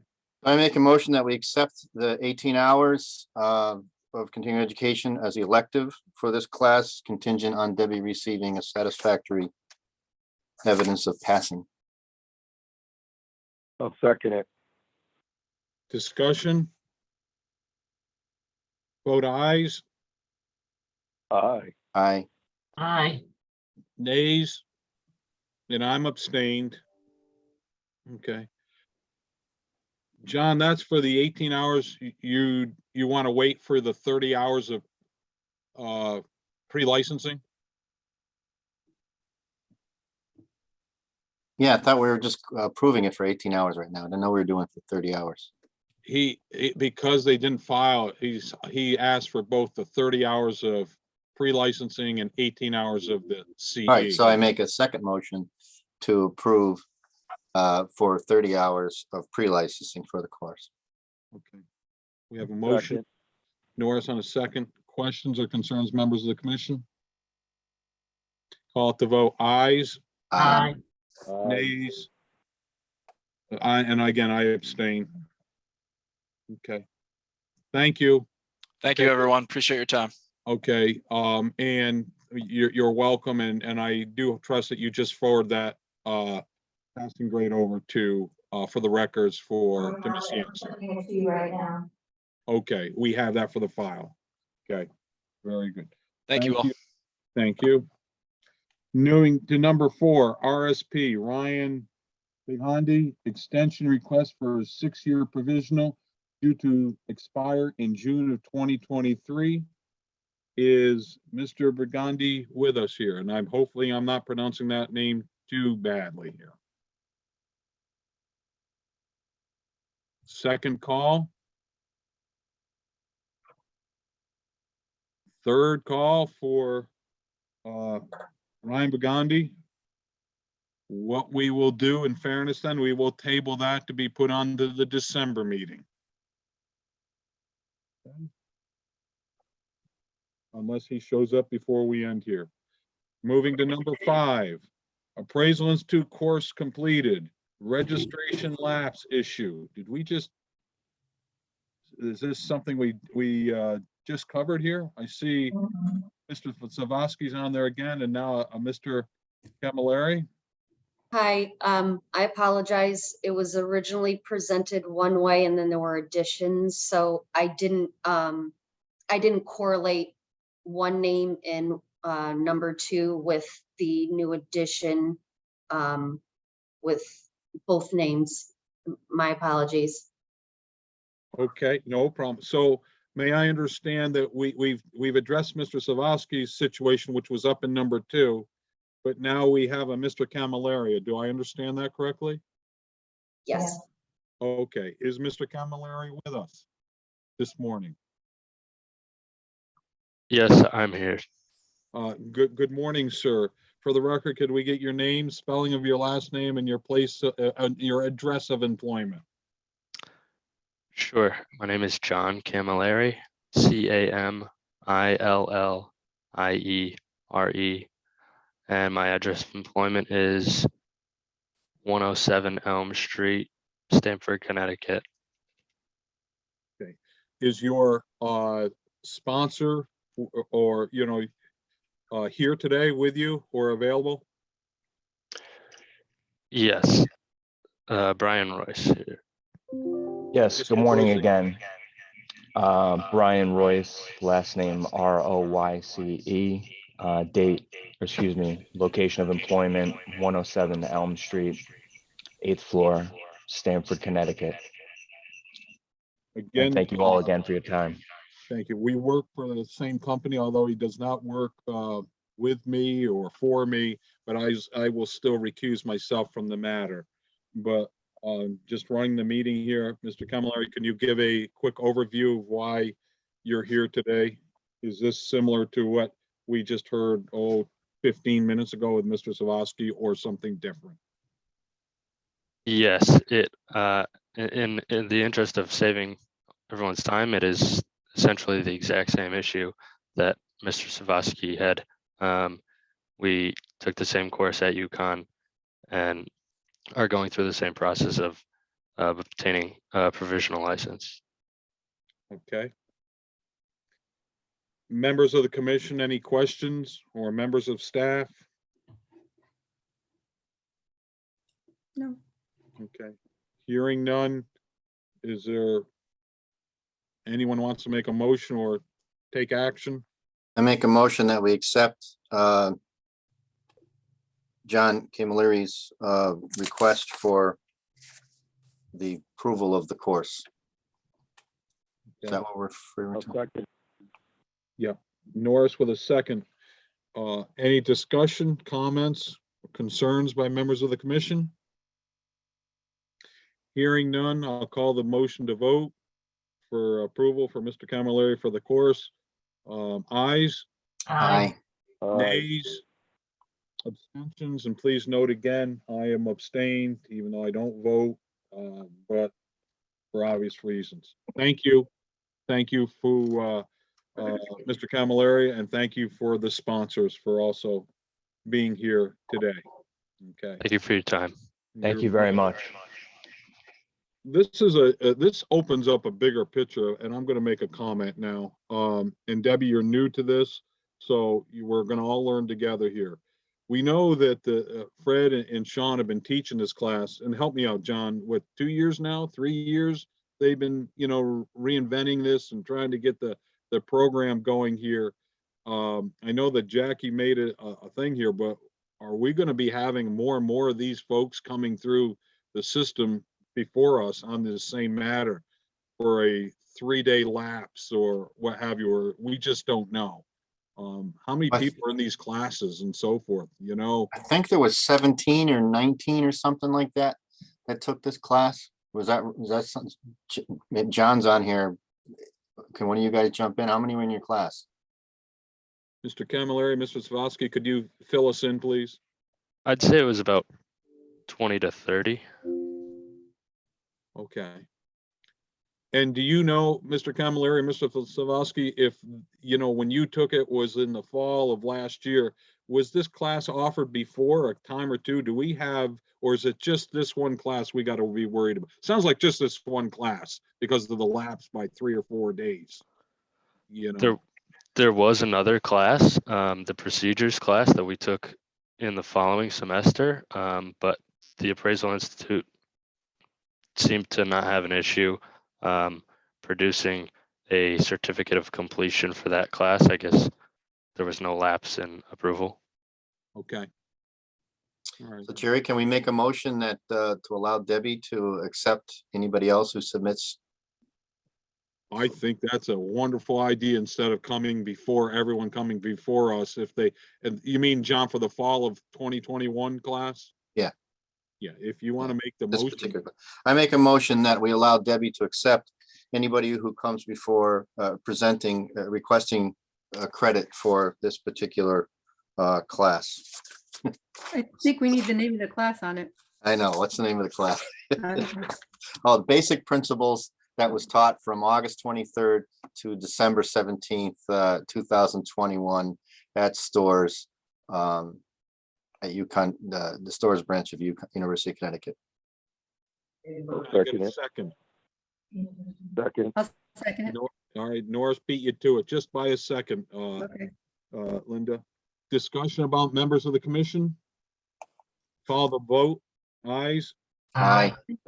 nays, abstentions. Okay, I think that may be helping us for another 18, 20 times down the road here, on a little gaps. Those things happen. Great. I go to schools and courses. We have, We proved it. We approved, oh, you did? yeah, we approved the AQB courses, Jerry, but the non-AQB, because we don't have any information on any of those, we tabled those until we get information, the outlines, et cetera, which Okay. Debbie was going to get and then email to all of us to review. Great. Okay, that's wonderful. All right, thank you, folks. Any correspondences that need to be addressed? Okay, any comments or concerns by anyone present today that would like to bring something before the commission? From the general public, from the staff, from other members of the commission on any other matter? Okay, I have one last thing to add here, and that is for Debbie, how's it going? Do you need help? You've jumped into the deep end of the pool. You're trying to be calm and cool, collective above water, but I would assume like a duck, you're paddling like heck underneath. Oh, absolutely, absolutely. You know, and I'm learning something new to do every single day. I just took 3 pages of notes while y'all were talking, and all I can tell you is I call Linda frequently and just apologize to her profusely because, you know, when you're on the outside and you think, oh, you know, you have this person and she runs a department and what do they do on there? And no, she is the department. So that would be me. I met with my former colleagues, recently and from the bank, and I was telling them, you know, about how crazy this is up here, crazy in a good way. And I just warned them, like, I don't want to hear anything from you guys at all, except nice things, because we're trying our best. But it's getting there, it's getting there. I feel, this month, actually, this completes my, 9th week here. And I can't believe it went by that quickly, but, I feel like this month was a lot better than my first month, so I'm hopeful, And I just enjoy the environment. Great. Well, we're so glad you're here and so forth. So do I understand before we call this to, is there anything from anybody else? Well, we have the request to come before the commission for Molly Hopkins, case 22-176. We didn't do that. We were waiting till you came back, and that's the only matter that we have still pending. Okay, thank you. I was not No aware. problem. Thank you. Jackie has her hand up too, Jay. Jackie has her hand up, sorry. Okay. I have to go to another meeting, so I just wanted to let you guys know. And I guess my other question is, do we have enough Zoom time, or do we have to go on to another invite, or I'm not sure about the time. Start, it's not finished on the same. What time do we have? We're fine. That previous meeting wasn't due to running out of time. Apparently, somebody started a Zoom meeting at the very same time as we were in our meeting. Okay. That's fair. Which expired the meeting. It didn't have anything to do with the time allotted. And there's nothing before or after. That's fair. Thank you. Okay. Yeah, thank you. I didn't want to start and have to reconnect. Yeah, that was unique, and I just figured it was that I didn't reserve enough of a time slot, but that wasn't the issue at all. Okay, all right, thank you for the clarification. Thank you. No problem. All right, Ms. Bouchane, is something? Yeah, I just have a question or looking for clarification with the new CE cycle where CE hours will be due on the 31st of the renewal year. If an appraiser doesn't submit their hours by January 31st, will they be considered, number one, late in renewing their license? And number two, if they do submit and then they start, then we're going into I'm looking ahead to the 2026. If they take any education in between February and April of that renewal year, will those hours count towards their new cycle, or is the cycle still going to be May 1 through April 30th and just the hours are due? I'm not sure if I'm presenting that properly or if I need to give more clarification. No, it's an excellent question, and both Debbie and I are meeting with licensed services, and that's one of the things that we will be discussing, and we'll get clarification on that. We'll get clarification on that. I'll leave it at that. So it might be something that should be included in the 3-hour course potentially, or an addendum to it, The course will be ready November 15th.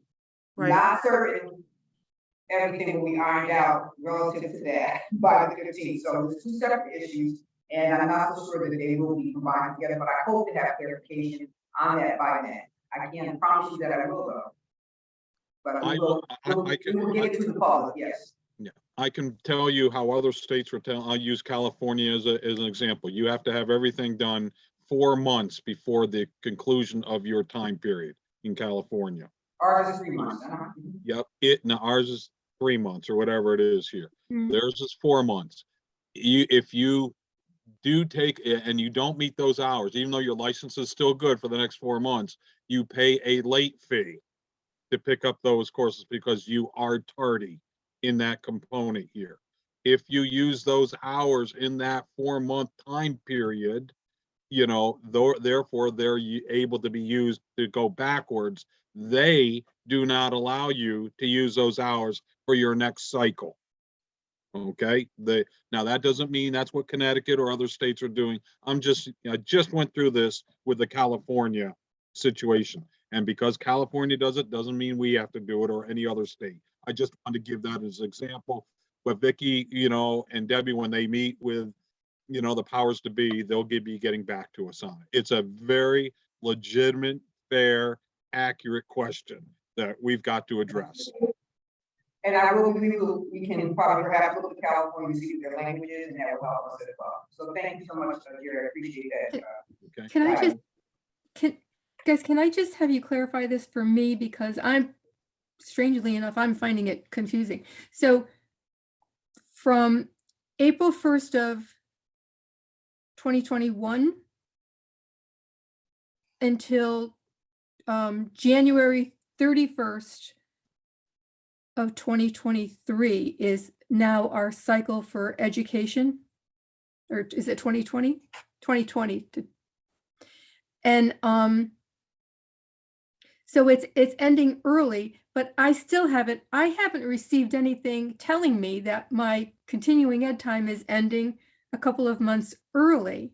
And I know that, Vicki, you said we're sending something out now, but I'm very concerned that since it's November, December, and January, 2 of the busiest months having nothing to do with appraising, that this is going to be a real hardship on everybody trying to get the courses completed, because they expect, unless they've been notified, and I never got it, they expect that they have till April 30th. Linda, we go till 2024, okay? Oh, 2024, okay. Yeah, so we do have a time period. Okay. And I know in the law classes, it has been, the one I happen to take, the details are coming. So at least your point is very fair that, but Vicky's working on it here and Debbie to get it done. The commissioner will tell us, I assume it's the commissioner, how they're, or their representatives. And now that we have election day over, I don't know if there's changes and what happened, but that is why not much was getting done. But I would hope that by January, we let people know, at least everyone's got a 12-month, heads up, to your exact point. I think you're very fair on your concern. So it is that the continuing ed cycle is going to end this January 23. Yes? 24. Oh, okay. So we're going another whole year. Okay. Yeah. Because everything I was seeing made me think that it had to be that they just had these 3 months to get everything done. Because most of them, all the years that the ending was April, they didn't take them till March anyhow. So I understand. Okay, that's fine then. Very good. Okay, and I'm sorry, Vicki, is this now case 2022-176? Yes, 22-176. Yes, that is correct. The floor is yours.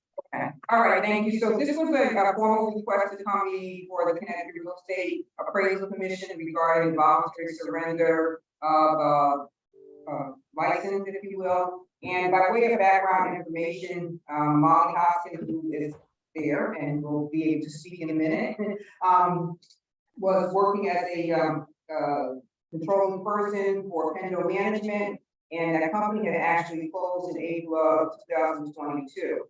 At the time that the renewals were sent, she had indicated that she had taken the courses, but had not taken the Connecticut law course. The chronology that the department has is that she had indicated that she did notify the department that Pendo Management had come, the Pendo Management company had closed. Our chronology is such that we conducted our audit and we had sent a email by DocuSign 7/22/2022 to the email address for Pendo. And it said M. Hopkins at Pendo Management. And then we sent a follow-up letter on April 24th which was our letter indicating that we had not had a response. Ms. Hoskins had contacted the department indicating that she had not previously received that email, that it went to DocuSign because it went to her management company. She was no longer employed there and the company had closed. Relative to that, in the course of our conversation, we had indicated that there was a compliance meeting that would be scheduled because as a result of our audit, we did not find that she had taken the Connecticut law course. In the course of our conversation, she had indicated that she was not working for that company anymore. She was not a controlling person, for that company. She had taken the other courses that were required. She had not taken the Connecticut law course, and she was presented with the option of taking the course, coming to the compliance meeting, and she had indicated that she would voluntarily surrender. It was not, as my understanding, was not clear to her that with the voluntary surrender, that voluntary surrender would result in that being reported to the ASC. She had provided the department with a letter indicating that she wished to voluntarily surrender on September 20th. At the time of that receipt of that voluntary surrender form, if you will, the department contacted the ASC and reported that as voluntary surrender. Subsequent to that, there was a letter or inquiry from Missouri, I believe, was the state, that it indicated that they had received that information from the department and they wanted to know what the circumstances or conditions were. Ms. Thompson had contacted us and indicated that because she was, out on her own, starting her own company, she has concerns relative to this being reported as a disciplinary action. She did not understand that that's what the recourse would have been. So what we did is we went into the ASC and took it out of the disciplinary field, if you will. That's the only drop down that we had, and asked her to come before the board to explain her situation and have the commission determine as to whether or not that option should have been taken off the table or should not have used that option, and what is the best thing going forward. That's pretty much, that's the scenario. If you will, want to use statistical facts, I can do that, provide you, but that's the, I'll say summary, if you will, relative to the department, relative to the department issue. So that's why we're here today. When we had twice, or we'll say this, had spoken, I had asked her to meet with us. We did do that. I think Linda Rotel at that time was still here. We did have a meeting, and Linda had said, perhaps you could take the course, the Connecticut course, just to show your outside good faith that, there was no malice in not taking it. The company had grown. She wasn't ever practicing, if you will, or engaging in any working in Connecticut, and as a controlling person, didn't feel like she needed it. So, that was, as I understand, she had completed the course, and we're here today to try and solve this matter. And whichever way the commission decide, and that's pretty much it. Ms. Hoskins, please state your name, spell your last name if you be so kind, and then you present your statement if you will. Thank you, Vicki. Can you hear me? Yes, I can. Yeah. Okay. I know we've had some echoing issues. So thank you. My name is Molly Hoskins, Hoskins, and I'm in the state of Missouri. I'm now self-employed as a fee appraiser at 626 West College Street in Liberty, Missouri. I've prepared just a statement kind of just describing what's happened. Is it acceptable for me to just kind of read that to you all this morning? Please. It's about 3 minutes, so I'll try to keep it brief. Thank you again to the Department of Consumer Protection and the Real Estate Commission for allowing me to attend this meeting today. I'm a second generation appraiser from the state of Missouri, and I became certified in 2014 under the supervision of my mom, a lifelong real estate professional and my mentor to this day. I served as an independent fee appraiser for the first few years of my career until I was recruited to work for Pendo Management Group as a compliance officer. Pendo was a nationwide appraisal management company, and I became certified in multiple states for this position as was required by certain states such as Connecticut. In September 2021, Pendo was acquired by Class Valuation, another nationwide AMC, and we began the arduous task of transitioning our AMC licenses and winding down the business operations of Pendo. At this time, I was wearing many hats, including business operations, client retention, and compliance. The decision was made in early 22 this year to close all Pendo AMC licenses effectively on or around April 1st, 2022, as clients and operations were to be fully absorbed by class. This resulted in a myriad of paperwork and multiple AMC and personal appraisal licenses in limbo and transition, including that of my personal Connecticut license, which was up for renewal in April as well. My personal compliance assistant was retasked by class at that time, and all I can say was that my license was renewed without proper diligence of verifying my CE was up to date, particularly the required 4-hour Connecticut law class. Although I was buried from a workload and compliance perspective, the blame for this mistake falls squarely on me, as it is my responsibility to uphold my professional licenses. This was brought to my attention through the CE audit, which Vicki described, at which time I was offered a few options. As I never plan to appraise in Connecticut and no longer need this license for compliance purposes, I did elect to voluntarily surrender this license. I was unaware of the consequences of this being reported to the ASC as a blemish, so to speak. So once this was reported to the ASC, I began receiving communication from several parties, including my home state appraisal board in Missouri, and a few clients having since removed me from their appraisal panels due to the discipline. As Vicki mentioned, it's since been renewed since this is up for discussion with your board. Obviously, this is a personal embarrassment, as I have never been disciplined, and it's also impacting my livelihood. However, having since taken the 4-hour Connecticut law class in good faith, the content of that class reminds appraisers of the very perils I just described. In hindsight, my license should have never been renewed, as Pendo was closing, and I did not even need the license moving forward, as class now covers all of the regulatory environment for the AMC rather than Pendo.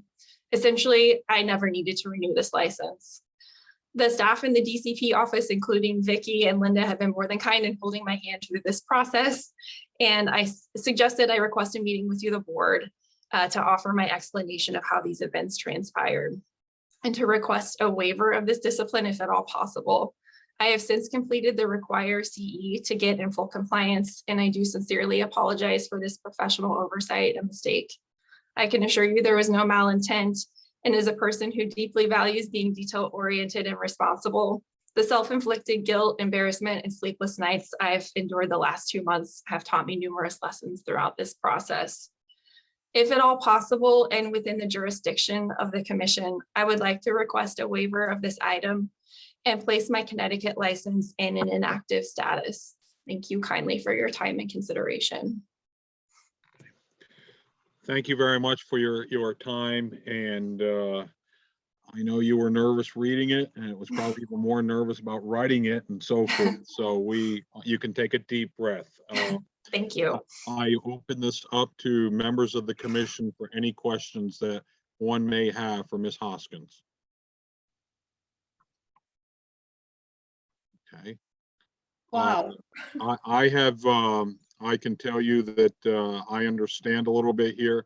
A number of years ago, I had a health issue, a pretty serious one, and going through in a limited time, going through and for a number of states, taking the CE classes and different law classes of those respective states, where I had an assistant with a check mark, or a checklist, and one inadvertently, think he got checked by accident, and kind of a similar situation. So I understand your plight here.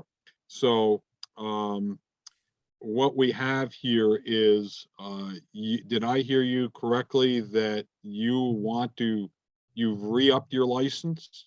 Am I understand that correctly? You went and took the CE, and now you want to go into inactive. Right. I asked Vicki if it were possible to even rescind my renewal application from April. And I understand too much time has gone by to go back and just rescind that renewal, because it's now been renewed and then an audit has since taken place. So I don't really know what the options are. I'm just trying to avoid having a disciplinary mark on the ASC because it's now kind of having a trickle down effect on my personal appraisal practice. And it's just embarrassing, but I don't even know if it's possible. I'm going to ask Vicky on the legal side. This is I don't recall anything similar to this that has come before the commission for the consistency state that we always keep talking about here. Am I in error of that, Vicky, to your memory? No, this was an unusual situation, and that was the reason why I had asked that it come before the commission to get some say feedback, if you will. Again, relative to the options that we have, we can put it on the table in terms of what should transpire and what could transpire. I think in all fairness, I think because of the fact that the company had closed and we had notified, or she had indicated she had notified the department that we had closed, that the Pindo had closed. I understand the concern about having to take connected courses, you didn't really need it, but then saying, well, maybe I should register because who knows what's gonna happen. I do understand the frustration with that. So I think the concern was, not so much to be, I'll say punitive, if you will. It's not like some of the other people who just said, oh, I didn't take it, we had some people who were suspended who just didn't take it because they didn't feel like taking it, or they didn't really have an excuse or whatever. The sequence of events that happened here has suggested that, like I said, there was no malice. The intent to take it after we had said, well, before you go to the commission, at least take it to let us know we have the debate and complying with what was required. So again, it's up to the commission as to how to proceed with it. No, we have not had this before. And I will say, I took it off of the when I say took it off of the ASC website because it's it's kind of hard to undo it if it was such that the commission had determined that this is a matter that should not be reported as discipline. Okay. Any comments from other members of the commission? Commissioner Galvin, Sepso, Hawkins? Yeah, I just, since this is different, can we have that letter be submitted to us so we keep it with our minutes? Oh, I can, yes, yes, as a matter of fact, I heard her that she just said that she just submitted right now, that she just read into the record or her request for the hearing. Not the hearing, but coming before the commission, not a hearing, it's not a hearing. Which one, which letter are you asking for, John? The letter, so we can get a copy of the letter and we can just keep it. Okay, Ms. Hopkins, could you provide that letter to me so we can put it in the file if you will, or have it as part of the record for The statement I just read today. Yes. Right, Sure. that's what he's asking for, yes. Absolutely. Yeah. So I can make a motion, but I don't know if anybody else has any comments. Let me open it right here. If Linda or Norris, if you have any thoughts or want to make any statement right now.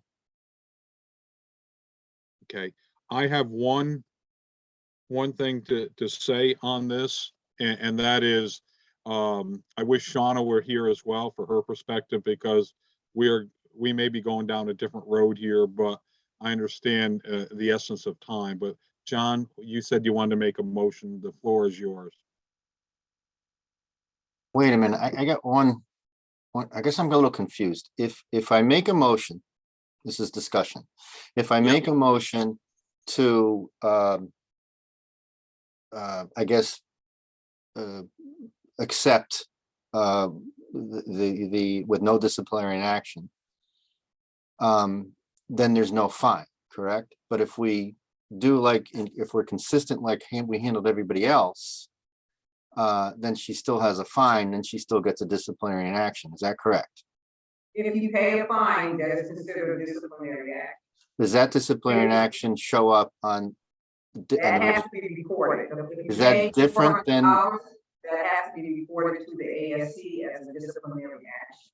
Correct, but is However, there? I will say, looking at the ASC website, it says disciplinary actions such as suspension, revocation, or voluntary surrender. That's what it says. So did we check that again a couple times, and that's what it says. However, when you go into it, for this particular instance, it had indicated, and we pulled it down, like I had a copy, and we pulled it down for me, which it said, credentials, 9 credentials, and then it says with 1 disciplinary action. So that's how it was displayed, if you will, on the appraisal registry report under the name. Okay. John, the floor is yours. Did that answer your question? Yeah, I just kind of want to hear Linda's perception before I make the motion. Whoa, this is really, because my initial reaction is to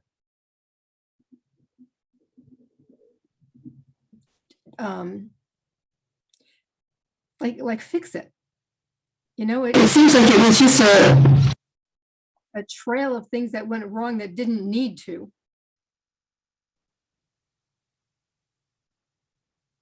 I'm stuck. I'm really stuck. I think that what we did was follow the letter of the law on how to handle this, but it seems like a situation that too many hands were trying to get your license taken care of, and it messed everything up.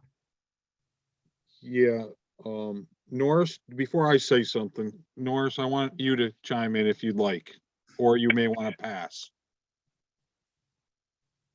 I have no questions. Okay. Wow. Linda and John, I know we always strive for consistency. I believe whatever we decide, we will be fine because, and Vicky, correct me if I'm wrong, because we really have never seen anything like this in my memory. No. In 28 years of sitting on this board, this is a first. So we are, you know, and Vicky, I can hear you, you know, consistent. We try very hard to be consistent. And I don't, whatever we decide, I don't think we are in error of not being consistent. Unless you think otherwise. I am asking Well, you. this is the first time you wouldn't be inconsistent. That's This is the first time. Yeah, but I wanted to make sure from the legal side, how people perceive things, okay? That's why I wanted to make sure I'm a-okay what I just said with you on the legal. Am I correct? That is correct. As I understand it, you're saying this is the first, is this the first time? Yes, it is the first time.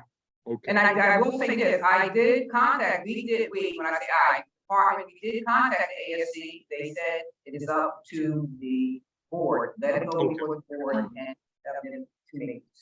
So Okay. we are clear to do as we see fit and what our confidence is at. Go ahead, John. I'm sorry. Now, here's my motion. Quote, given the unique circumstances of this particular situation, pending receipt of the statement that Ms. Hoskins read, that we approve, that we allow her license to renew without any disciplinary action, unquote. Okay. We have a motion. But I just want to get clarification. Are you trying to renew? I think she was saying she wants to be inactive. Is that? Well, the net effect would be the same to me if it were just to rescind the renewal or to just have the license go inactive, because I do not intend to appraise in the state of Connecticut. I think that's easier. Isn't that easier for us? And then the next time she just doesn't renew. Okay. Either way would be fine. So say it again, John, so I'm clear. Okay, let me just say this. There's a motion on the floor. Do I have a second? Then we'll get into discussion. Can I have is there a second on the floor? I'll second it, Jerry. Just Okay, so we have a move forward. second. We have a motion. We have a second. Okay, discussion amongst the commission members. Thoughts, opinions, edits, revisions. John, I think what you're offering to Ms. Hoskins in this motion are options for her down the road. She may not want to renew her license today. She may want to go inactive today, but 6 months from now, I think how you read that, and if she wanted to have that license, a year from now, she still has that option to move forward here. And there is no disciplinary mark on her record for this. Am I hearing you the gist where you're coming from? Yes, I mean, I think I think, you know, I don't think we ever want to give up these licenses until we definitely know we're retiring. And even then, it's 10 years after that. Okay. Linda or Norris, any comments we have a motion here? Anything to be, before I call for a vote? So let me understand this. You're suggesting that she apply for a license in Connecticut? No, she's already got a license. She's just it's gonna be renewed. I thought her license was taken away and that's why it went to the Appraisal Foundation. No, we resend it. Ricky, you took that back. So okay. technically, she still has a license, but she hasn't complied with the continuing education requirement. Got you. She has now complied with it. So what we're making the motion is that because it's a unique situation, that we renew her license with no disciplinary action. So the next cycle in 2024, she can, at that point, decide not to renew or get her hours in before January of that year, and then and renew again. So it gives her flexibility. Yeah. And then she can also say to all her clients that, hey, no, they renewed my license. Here's my new license. You know. Okay. Linda, any other questions or comments? Well, I just have a question. If this has already been reported to the Appraisal Foundation or no? No. It was reported to the Appraisal Foundation, and because we weren't clear, we rescinded it. We Oh, took it okay. back. Yes, Okay. we did take it back, so it's not on there now. Today it's not on. Okay. Yes. Okay, then I think. Ay, ay, ay. See, as a business owner, I would Yeah. want that license because someone would close up and says, no, we have a copy of it. Here it is. And you Right. can actually send it to them and say, no, sorry, Mr. Client, Mrs. Client, I got my license renewed. There's no issues. Here it is. Go check again. Right. Norris, maybe you have nothing, you don't want to say anything, or you're okay before the vote? No, I agree with John wholeheartedly. Okay. As long as, as long as it's a Bicky, we can do that, correct? As far as I know, if not, we'll come back in December, but as far as I know, I think, procedurally, I think we're all set. You know where I'm at then. I'm with you. I'm with John on this one. I'm gonna, now I've held my opinion pretty close to the vest here. And I have been in something similar to Miss Hoskins' position. And I made the trip down to Delaware, went in front of them, none of this eye stuff, and was told no issues. There was a commission member who had a bug up his backside and end up, I'm calling it right what it is. And therefore they put something through. I never got notice of it. And now I have a mark, and I've had to, now being licensed in 50 states, that meant 50 different letters. That meant, 50 different hearings. That meant a lot of stuff. I've been through this road, and I will tell you, the feds, even, our good friends in DC, called and apologized for such a situation. So I probably more than anybody can understand how things can go awry. It's a sensitive issue to me, but you know what? I owned it. Circumstances were such, I was a cardiac event, arrest, passed away, whatever, out in Colorado, came back, one thing led to another, and it is what it is. So, I hear you loud and clear, John, and I think I'm pretty proud. I think I know where this vote's going to go. As a commission, I'm proud of how we're using a lot of common sense here instead of, getting caught up into rules and so forth. And I'll shush up from there. I will call the motion to a vote. Ayes to the motion on the table by Mr. Galvin. Aye. Aye. Aye. I'm not allowed to vote, but boy, if I could, it would be a loud one. Okay.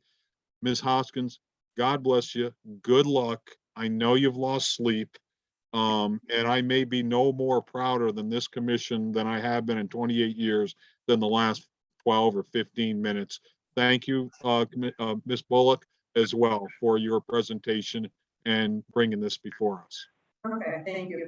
Can I just request that you send a copy, Debbie, when you get a copy of that letter, if you could forward that to us, we can just keep it Absolutely. on those. Okay. Thank you. Can I just say thank you very much? I am completely embarrassed, and as a person who did compliance for a nationwide AMC, this is completely unlike me. We were just in a time of great transition, and it was an oversight, and it was unintentional. So I really do appreciate your understanding very much. Thank you.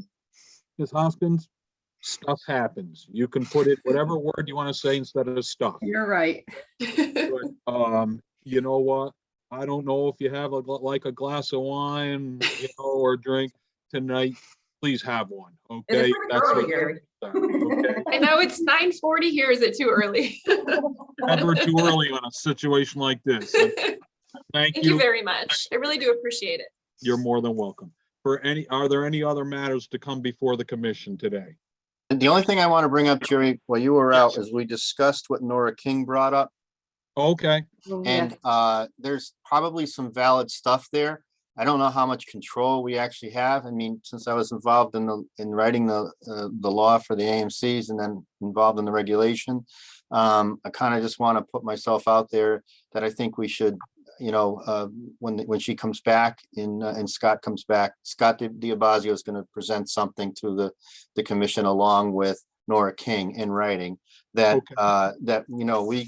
we take some time to go through that, because I think we actually may have regulations in both the real estate broker side, licensing side, in the AMC side, and in our own regulations that cover these issues. And it may be something that simple as maybe just tweaking a regulation, maybe adding something at the most drastic, or it may be just, some sort of awareness that, hey, you got to do this. And as I was thinking about this, I also think that, maybe we ought to have, leave ourselves open to add something to the law module to address this issue, that the appraiser is still responsible, and just remind them. I'm just going to go through the law module again, just to see if we have a slide that's already there addressing it, and maybe it might be simple as just throwing a comment in for the instructor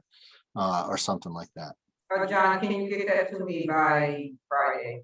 No, Yeah, because Friday's Veterans Day. I'm a veteran, and I am going to do my annual veteran thing. So. Okay, well then maybe you'll be able to get it to me by tomorrow. This No. has to go out. We're done. No. It's just a line. It's whatever it is. No, let it go, and then we'll deal with it in another manner. Thank you. That's That's fine. Yes. The problem that I've seen, as I said, that when COVID came up, we did do these. I had people in my company who were doing these, and I did some of them to see what was going on. And the problem does not appear to be a problem with the appraisers. They are all certified. The problem is that the people who go out and do the inspections could be anybody. They say it's an inspector or a real estate agent. It could be somebody's Uncle Harry who got laid off. I mean, you don't know. There's no I know, requirement. but for we them need to know review anything. those regulations, Right. because there might be guidelines out there already, because these are Right. federally related loans. And we've come into this now several times on this commission, Right. where there is guidelines out there for these specific things that cover something. Right. And so I think we just need to take some time, and it may take several months for us to work that out. I don't think it's going to be resolved in December. So I just want to throw that out, that, and it's going to take Well, more than we'll just one work on any of it. Just person. let me know. Yeah. We did do it for a few months before we decided it didn't seem to be what we wanted to be doing. Yeah, and then whenever there's a change, Dodd-Frank, anything like that, Right. there's always people who push the And I think envelope trying to figure out what they can get away with. And the biggest problem is that Freddie and Fannie are making a whole bunch of money on this. And their risk is very low because the loans are very low. yeah, so. Okay, so John, do I understand that we expect to hear something next month?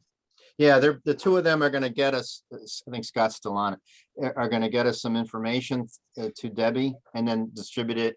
So I think we could put it on the agenda for next month to just discuss it, to see where we're at. But I don't think we should expect to resolve it for a Right. while, because I think it really needs, it's something that really gonna need some time to think out, so we don't, we're I not agree. rash. I agree. Do I also understand that we're gonna, but that's for next month to be put on the agenda under old business, and Ryan Bagandi will be, he didn't, I assume Ryan as a gentleman did not show up here today and he's asking for extension. I would assume we'll put him on for next month as well. And I know that I left for 30 minutes. Where did we leave up with, is there a para presentation or something? I was just walking in and you folks were talking about that at the end, and I'm not quite sure where that Didn't do was. anything with it. No, they're gonna, I believe that Appraisal Institute Scott's here, is gonna make something more formal to the commission at Okay. some point, in the near future. Okay, and so that may, we'll at least put that on the agenda for December as well. If they're ready, they're ready. If they're not, I understand. We can always parlay it into January or whatever. Yeah, Mr. Chair, if I could just jump in here, I think December actually is probably going to be a little premature. Okay, Honestly, at this point, we don't have anything new to share with the commission. And like Commissioner Galvin said, you're on top of it, you're aware of it, you're monitoring it. And you just need the benefit of some additional information. But we're not going to have anything additional to share with you in December. I can tell you by January, we're likely to have a mock-up of our PRIA program that is available that we are able to Okay. share. So I would say, probably January is a better time to put it back on the agenda. And we'll come and do a full presentation at that time. And then the commission can do what you need to do. So if that's acceptable to the commission. I Scott, think that's more. I just didn't want anything to fall through cracks. That's all I'm trying to make sure here. And Scott, if you can give us an idea how much time that is, because that might be something that we not do we have a special meeting to hear that, if it's something that can take more than an hour or something. Well, That way we have can our just- normal PRIA overview that we've done, for state regulators around the country. We'll have something new here in the next month or so, which will be sort of our demonstration of our PRIA program. That unfortunately won't be available in December 14th, but I think it will be available by January. So, that would probably be like 15 or 20 minutes. And you have all of the basic information regarding PRIA already, so I don't think we need to go into a lot of detail on that. Maybe 15 or 20 minutes, I think would be sufficient. Okay, thank you. okay, I have some questions on this that I'm hoping somebody here can answer quickly. I have people who are calling me who have taken all this stuff and they're looking for people to train them. But our PRIA has not been accepted in Connecticut, so there's no colleges that are now offering that ability. There are no PRIA programs that are commercially available as of yet, not just in Connecticut, but nationwide. Okay. We're hearing that there may be one or two programs that come to market sometime in the early part of 2023. Our program, we have a commitment, a delivery commitment for September of 2023. Although I'm being told that we are well ahead of schedule, and it's likely that our program could be available several months before September. But keep in mind, we're still very much involved in the development process. That's moving along well, but inevitably there will be roadblocks that we'll have to overcome. And of course, we still have to submit for AQB approval. Right. But I can tell you that we are required by a condition of our grant from the Appraisal Foundation to show them a demonstration of our PRIA program in December.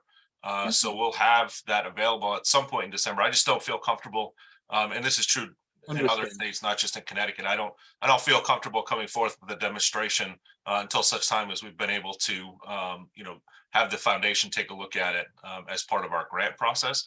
But there's no programs available right now. I understand the predicament that people are having completed their qualifying education and now wanting to try to get their experience and not being able to find supervisors. They're really struggling. Yeah, I guess the best I can offer to them at this point is to stay tuned. There will be as many as 5 PRIA programs available sometime in the next year or so.